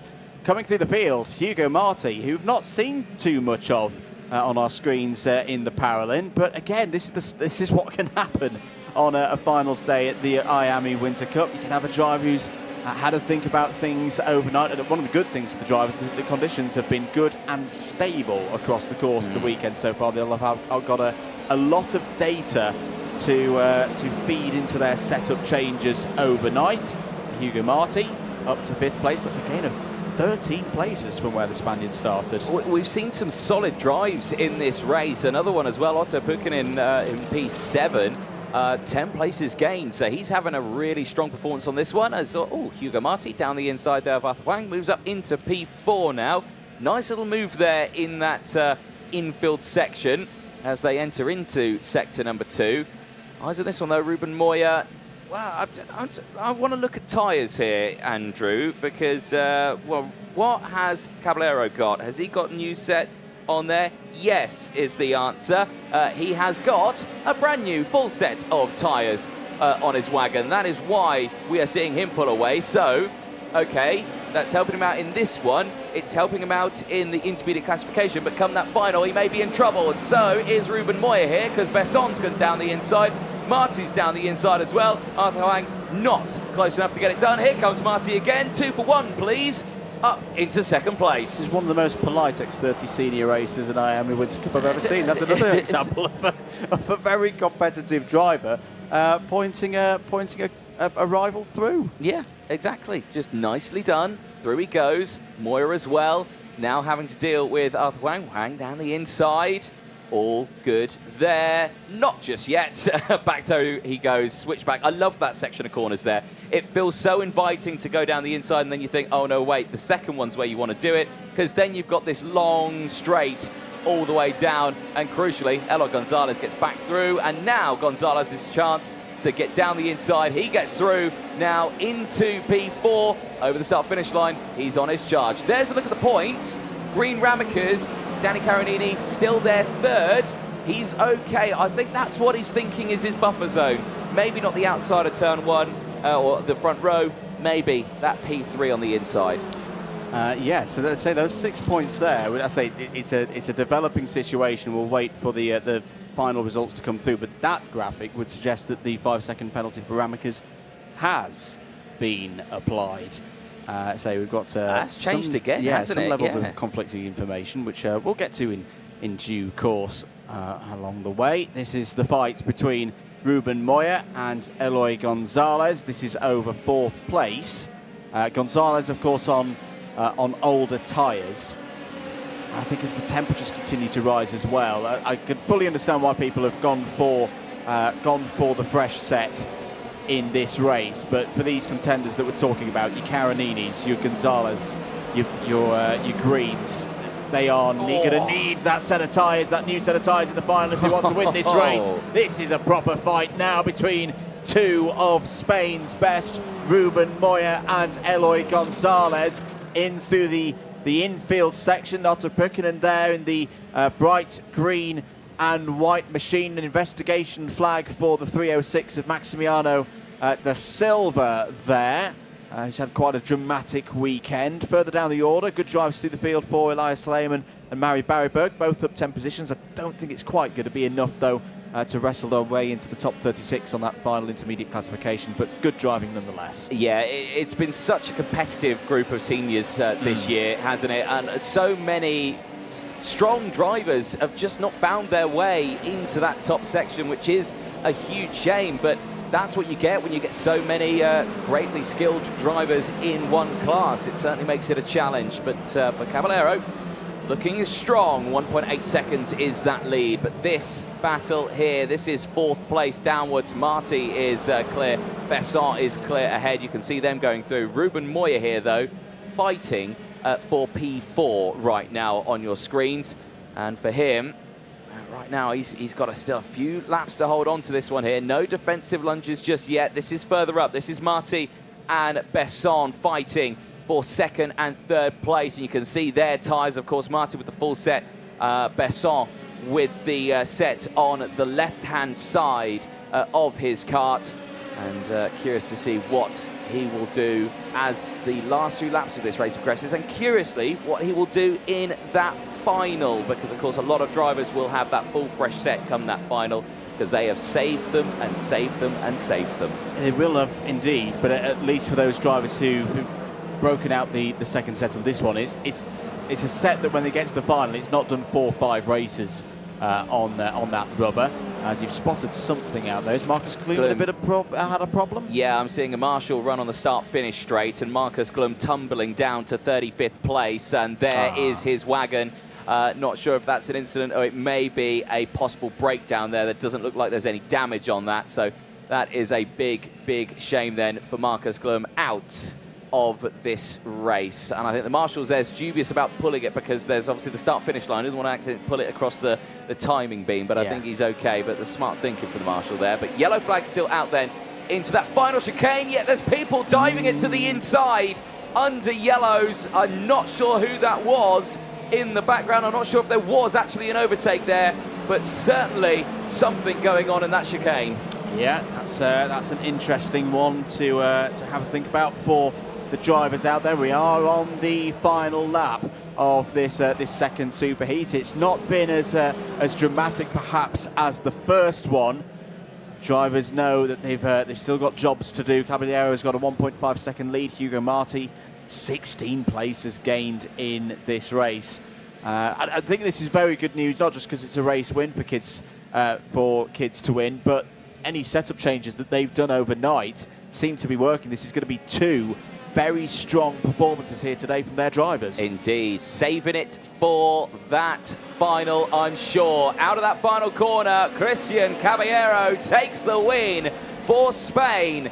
And the Kids to Win team certainly delivering 2 drivers that could potentially come away with a strong result in that final later on today. However, though, Zach green, as far as we're concerned, provisionally, of course, is looking to be the pole sitter for that final, with Ramakas joining him alongside Danny Carinini and Clement Utron on that second row for the final.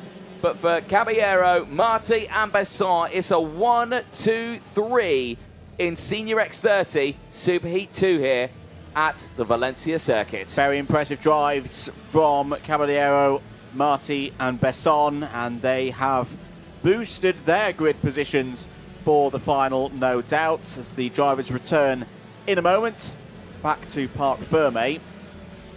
The scores look like this for the final intermediate classification, with results pending and provisional, of course. Zach Green first, 10 points. Thibaut Ramakas second, 16. Danny Carinini third on 21. Clement Utron fourth on 22. Kenzo Craigie fifth on 29. Lewis Bird and Marius Barryberg both on 31, and Hugo Besson, the last of those in the top 8, on 38. Those numbers, to a lot of people, will just be that, numbers, but for stats nerds like myself, I think that tells a lot of how this X30 Senior competition has raced over the past 2 days.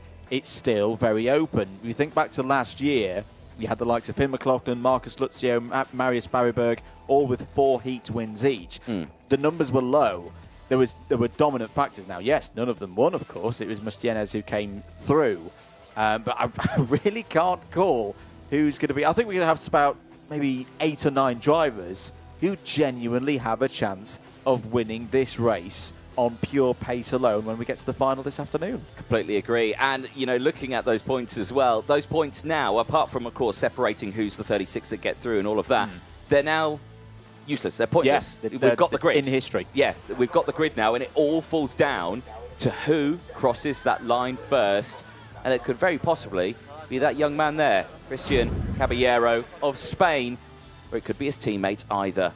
Let's find out, and let's have a look at these highlights here, because Danny Carinini, shock for me, I think, in that one, with his choices here, because he let through Moya on that one. We saw it, pointed the finger, let him go through turn number 1. I mean, there's a level of we can understand it, and that it also, if Danny Carinini knew, you know, he's so experienced at in this formula that if he knew I've not got the cart underneath me to win this race, I'm not going to take pole position as a result of that. Let's make sure that I don't defend and then cause a bunching of the pack. Let's actually keep the average speed of everybody at the front of the field as high as possible to loosen the potential damage of falling back through the field. No, exactly. I mean, he didn't want to bunch the pack up. However, he didn't count on the fact that Ruben Moya and Caballero might also do the same thing, because that's what's happened. And then, of course, Carinini went down at the end of that one to 13th place. Luckily for him,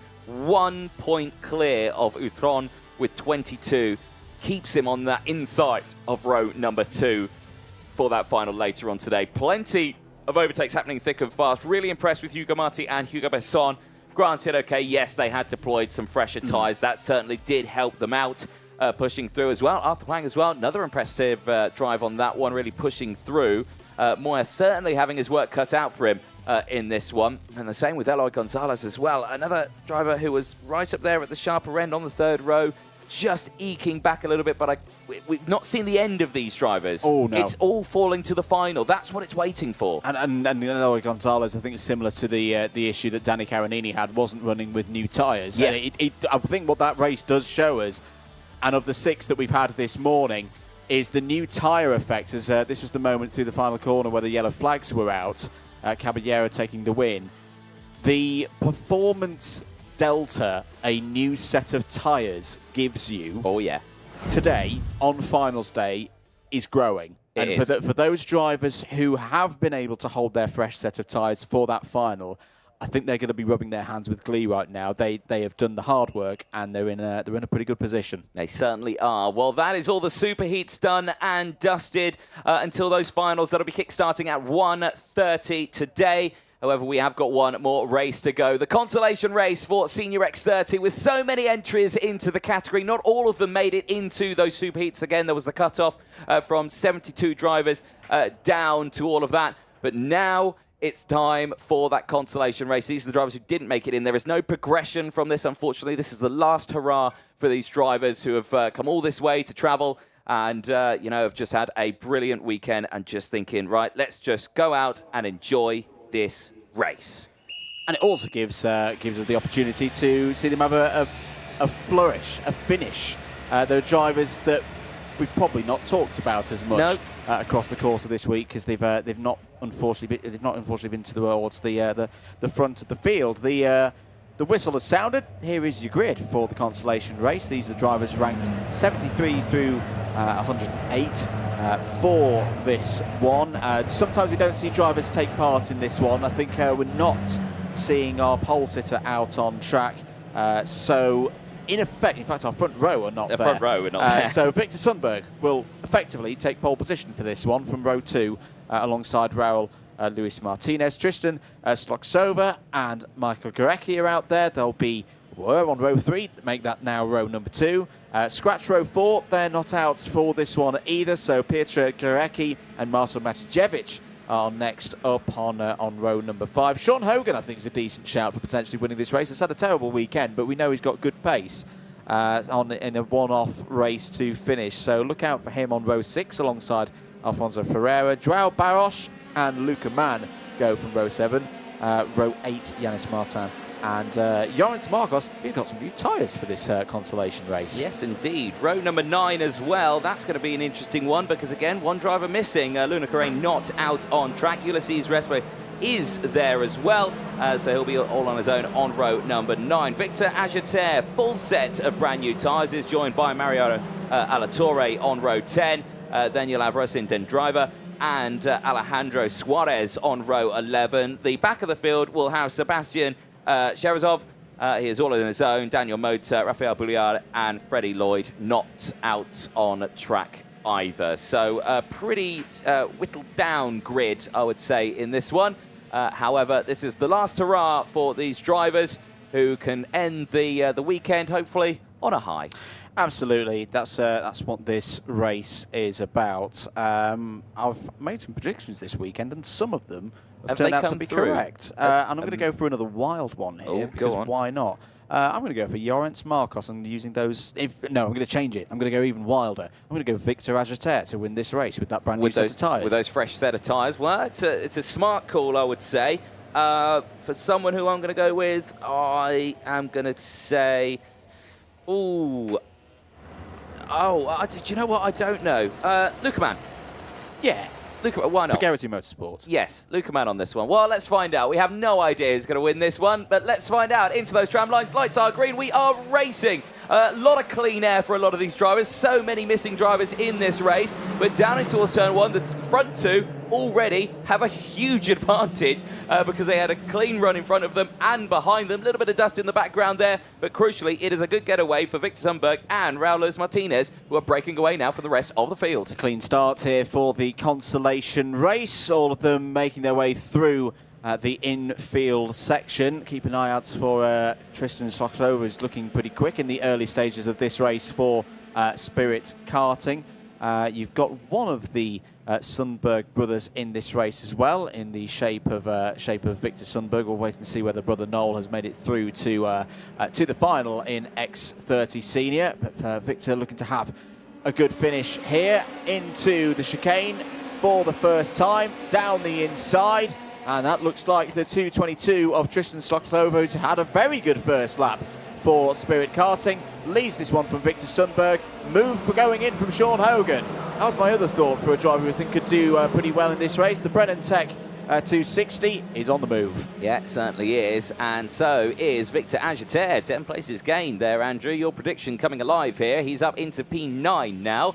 As he pushes his way through the end of that first opening lap. Onto lap 2 of 15 here, and it's starting to close in just that little bit. We're now getting a 5-car pack here, but Zotzauer leading the way from Hogan, who still sits there in second place. Sundberg and Raul Luis Martinez still in control of the top 4. Barros there in P5, Maton in P6. It's all changed a little bit. Alatorre's up into 7th place as well. Ageter's followed, and Gorecki gone down to P9. Luca Mann, my prediction, is there in P10. Again, 4 places on the first lap. It's looking like quite a competitive Consolation race in these early stages at the IAME Winter Cup. Here comes Sean Hogan down the inside Lovely move from the Irishman. Takes the lead. This is the kind of form that we saw back in November at the IAME Warrior Final, where Sean Hogan had a really, really strong weekend. It's not been reflective of his pace this weekend. He had a really, really tough, a bad bit of luck in qualifying, and that kind of set the tone for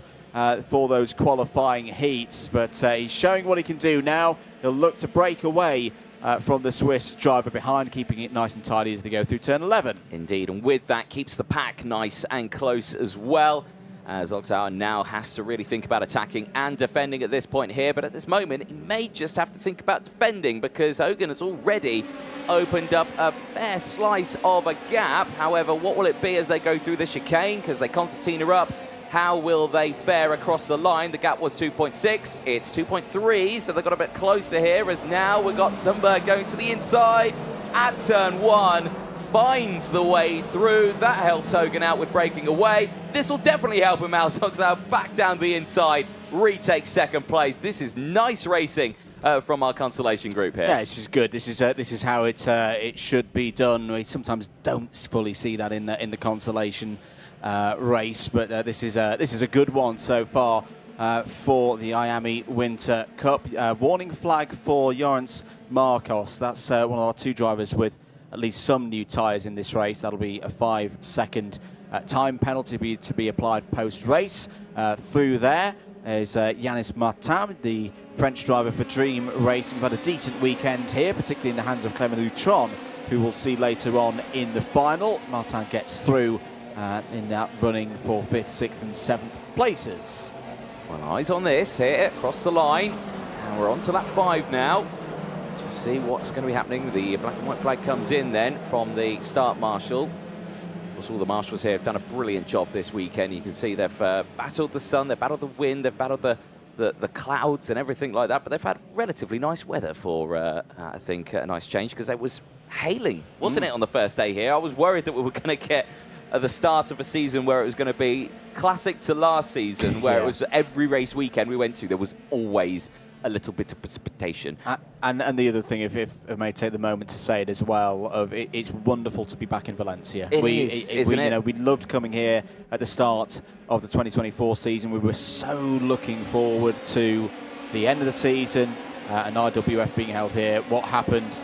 Everybody knows what happened, and it was a really terrible time. But to be back here, to see Valencia back on its feet, rebuilding, recharging itself, testament to the whole team here at Cartodrome International, Lucas Guerrero, and the team and everyone in the wider community. Yeah, indeed. And a lot of the villages surrounding this circuit as well were affected. Of course, Chiva, who's only just down the road, we drove through there when we arrived, and the damage there was quite considerable. So, you know, great to see that they are still strong and rebuilding everything like that. Yeah, 100%.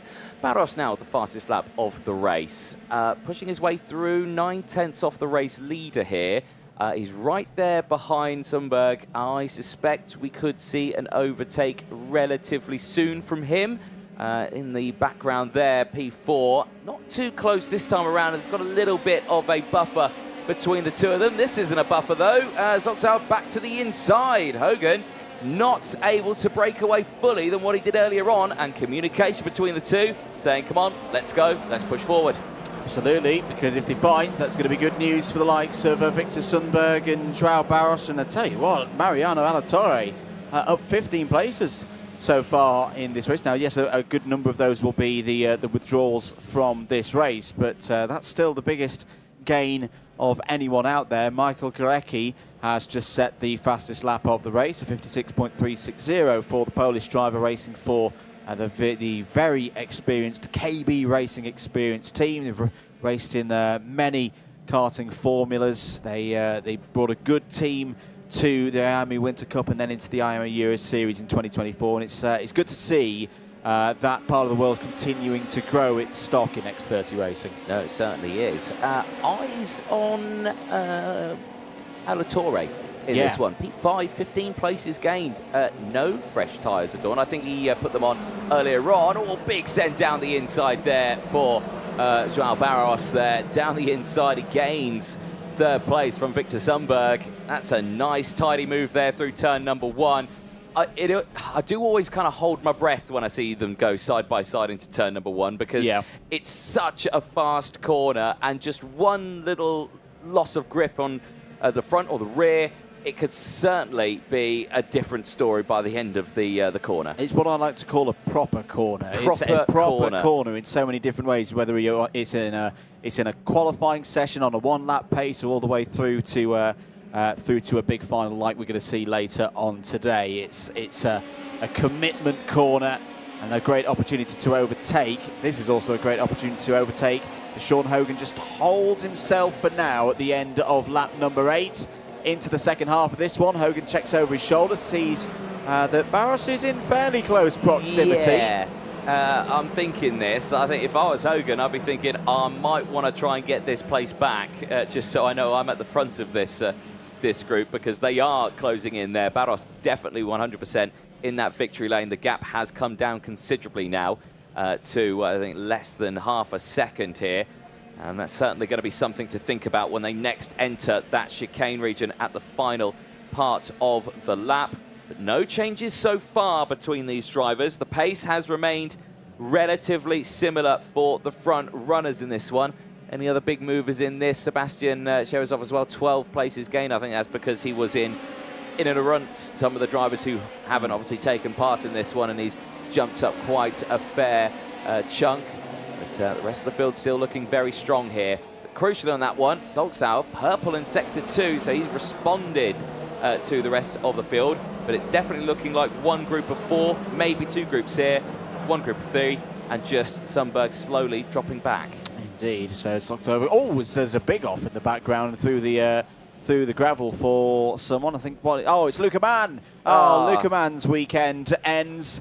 The 2-1-2, the developing team. This is the team run by Cian Geraghty and his father Nigel. Luke has been with them for the last 9 months or so, and unfortunately his IAME Winter Cup finishes with a little watch of the rest of this race in Marshall Post 3. Yeah, that is a big shame there. Not sure what happened, if it was just squeezed off in the exit of turn 1 on a failed move, or is that mechanical in nature? Well, I don't think it's mechanical in nature, because a warning flag has just gone the way of Luca Mann. He's out of the race, so that's a bit insult to injury, but yeah, very quick decision there from the officials for that warning flag for Luca Mann. Just keeping an eye on further down the order, Alfonso Ferreira has got past Victor Ageter. I think Victor Ageter has been cursed because he's made up 11 places, but he's not making up any more with his new tyres. Unfortunately, Michael Gorecki has just got through past Sebastian Cherezov for 11th place in this race. Meanwhile, back at the front, Sean Hogan edging away a little bit. He's still going to be in that issue area where once we get into this part of the circuit, Barros and Stocksover will close in with the slipstream. But Sean Hogan looking pretty calm, looking composed and aware of his surroundings as well, continues to lead this race into the chicane as no moves are made on that occasion. We've got 4 laps to go. They have, yeah. I mean, I giggled there because I thought we were going to see something from Barros. I thought it closed right in. There it is, down the inside, where he did it earlier on Sundberg. Gets it done this time on Sean Hogan and takes the lead of this race. Again, I don't think that's over just yet. I think Hogan's going to try and retaliate pretty quickly because we're nearing the end of this race. We are on lap 12 of 15, but Hogan not going for it. Zolczau is down the inside, not enough, loses so much time on the exit. Sundberg's now going to try and go around the outside, the long way round, as close as you can get. Has he got it sealed? No, Zolczau holds it down the inside.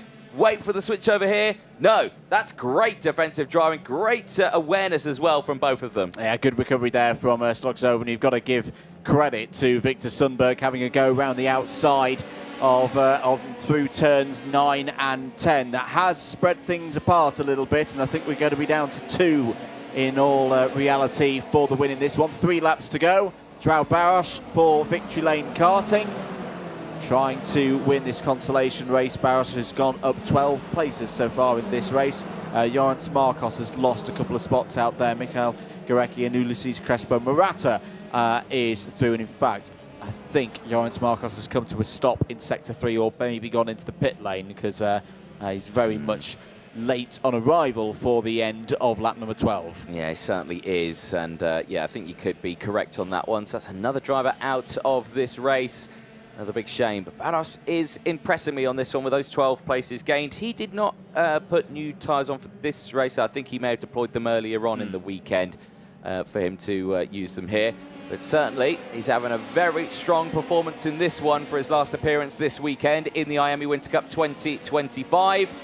Sean Hogan, though, is still right with him. Those two have broken away now from Zolczauer and Sundberg. They lost so much time on that contretemps that they had earlier on. But they're all trying to fight back through in this field. Lap 14, penultimate lap. Last lap board will be out this time. Who do we think then? Andrew, is it going to be Barros? Is it going to be Hogan? Barros has looked very good on the brakes in this race. So I think I would just edge it towards Barros because Sean's going to need to really send it and keep it under control to get past that 261 from victory lane karting. But he has lost the lead and wrestled it back early on in this race. And he's a very experienced driver in a strong Irish X30 championship on the Emerald Isle. Into the final lap in a moment's time. Marcel Matijevic, by the way, has got through past Alejandro Suarez for 11th place, and Rosan Driver holding ahead in the top 10.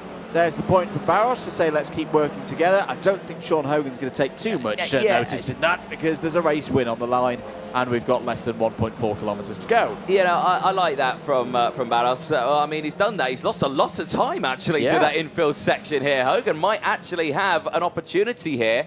Yeah, no, just saying, I love that commitment still. Yes, it's their last race of the weekend. They know they're not gaining anything from winning this race, but I love how they're still communicating, fighting like that for this win. It is great to see. Hogan's not out of contention. This Barros has done a brilliant job on this lap, but he's just held a tighter line this time around. He said, let's go. But now he's defending in this last one. I don't think Hogan thinks he's going to go for the move, but he's going to try it here, side by side, into the final chicane. They both run wide. Through goes Zolczauer. Zolczauer's going to take it across the line. Tristan Zolczauer for Switzerland and the Spirit team. He takes it at the end of that one.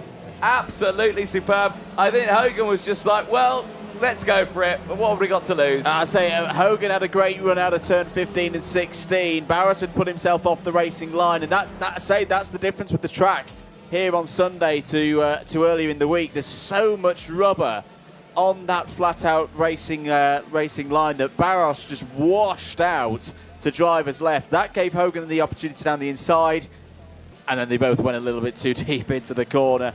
But fair play to Tristan and Sox over there, just keep going on, taking third place onto the last lap, and then the top two got involved with one another, gave himself the opportunity to take the race win, which he did at the end of those 15 laps. There's your provisional result.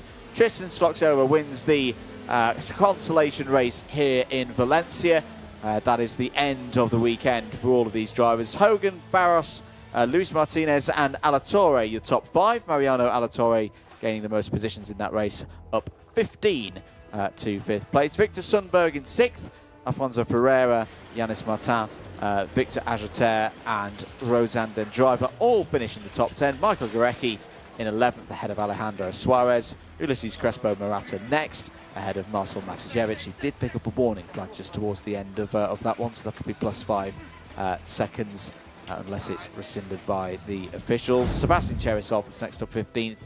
Last of the finishers was Peter Gorecki. Let's have a look at the highlights from that one. Of course, all these drivers, that is their weekend over. No progression, unfortunately, from this race. So that was their last hurrah. But it was a relatively decent fight there, a clean fight as well to the end. And like you say, that last-ditch attempt through that final corner from Hogan, just gifting that win to Zolczauer. And Zolczauer certainly did impress in that one. Always at that front, getting to the front of this one. I mean, he was starting pretty well off because, of course, the front row wasn't there. So, effectively, we started P3. Yeah, and he had good pace throughout. His ultimate pace was only 1/10 off the fastest lap of anyone in that consolation race. That was a 56.36 from Michael Gorecki. There's was the end of Luca Mann's weekend in the 2:12 after a moment coming out of turn number 2 on the approach to turn number 3. This was the move by Barros, who was really good on the brakes in this Consolation race, down the inside of Hogan to take the race lead. This was the moment into the final chicane. Both of the top 2 running wide, and Slockstover coming through and going, yep, we'll take that one. Consolation race win to finish the weekend. Happy days. No, exactly that. It's just ever the opportunity is, there was one going very wide just in the background there. That might have been Mariano Alatorre. Well, plenty is yet to happen. The finals will be coming up next. And what are they fighting for? The third place prize, €250, and a first round entry to the IAME Euro Series. Second place in all 3 categories will get €500 and the first 2 rounds of the IAME Euro Series. But they're fighting for first place, Andrew. €1,000, a full season entry into the IAME Euro Series, and a ticket to the IWF in 2025. That's what they're fighting for, and we're going to find out in around 40 minutes' time when the first final gets kick-started. Mini X30 at 1:30, followed by Junior X30 and Senior X30. From myself, Anthony Jordan and Andrew Mather, we will see you in around 40 minutes' time.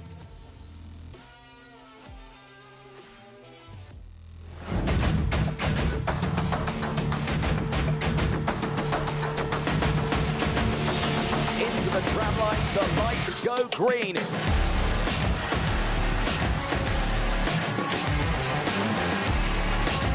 Side of the line. Who's got it?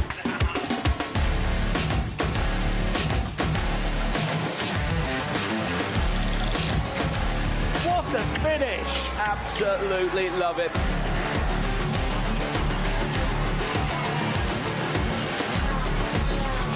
Around the outside. How on earth did he hold on to that one?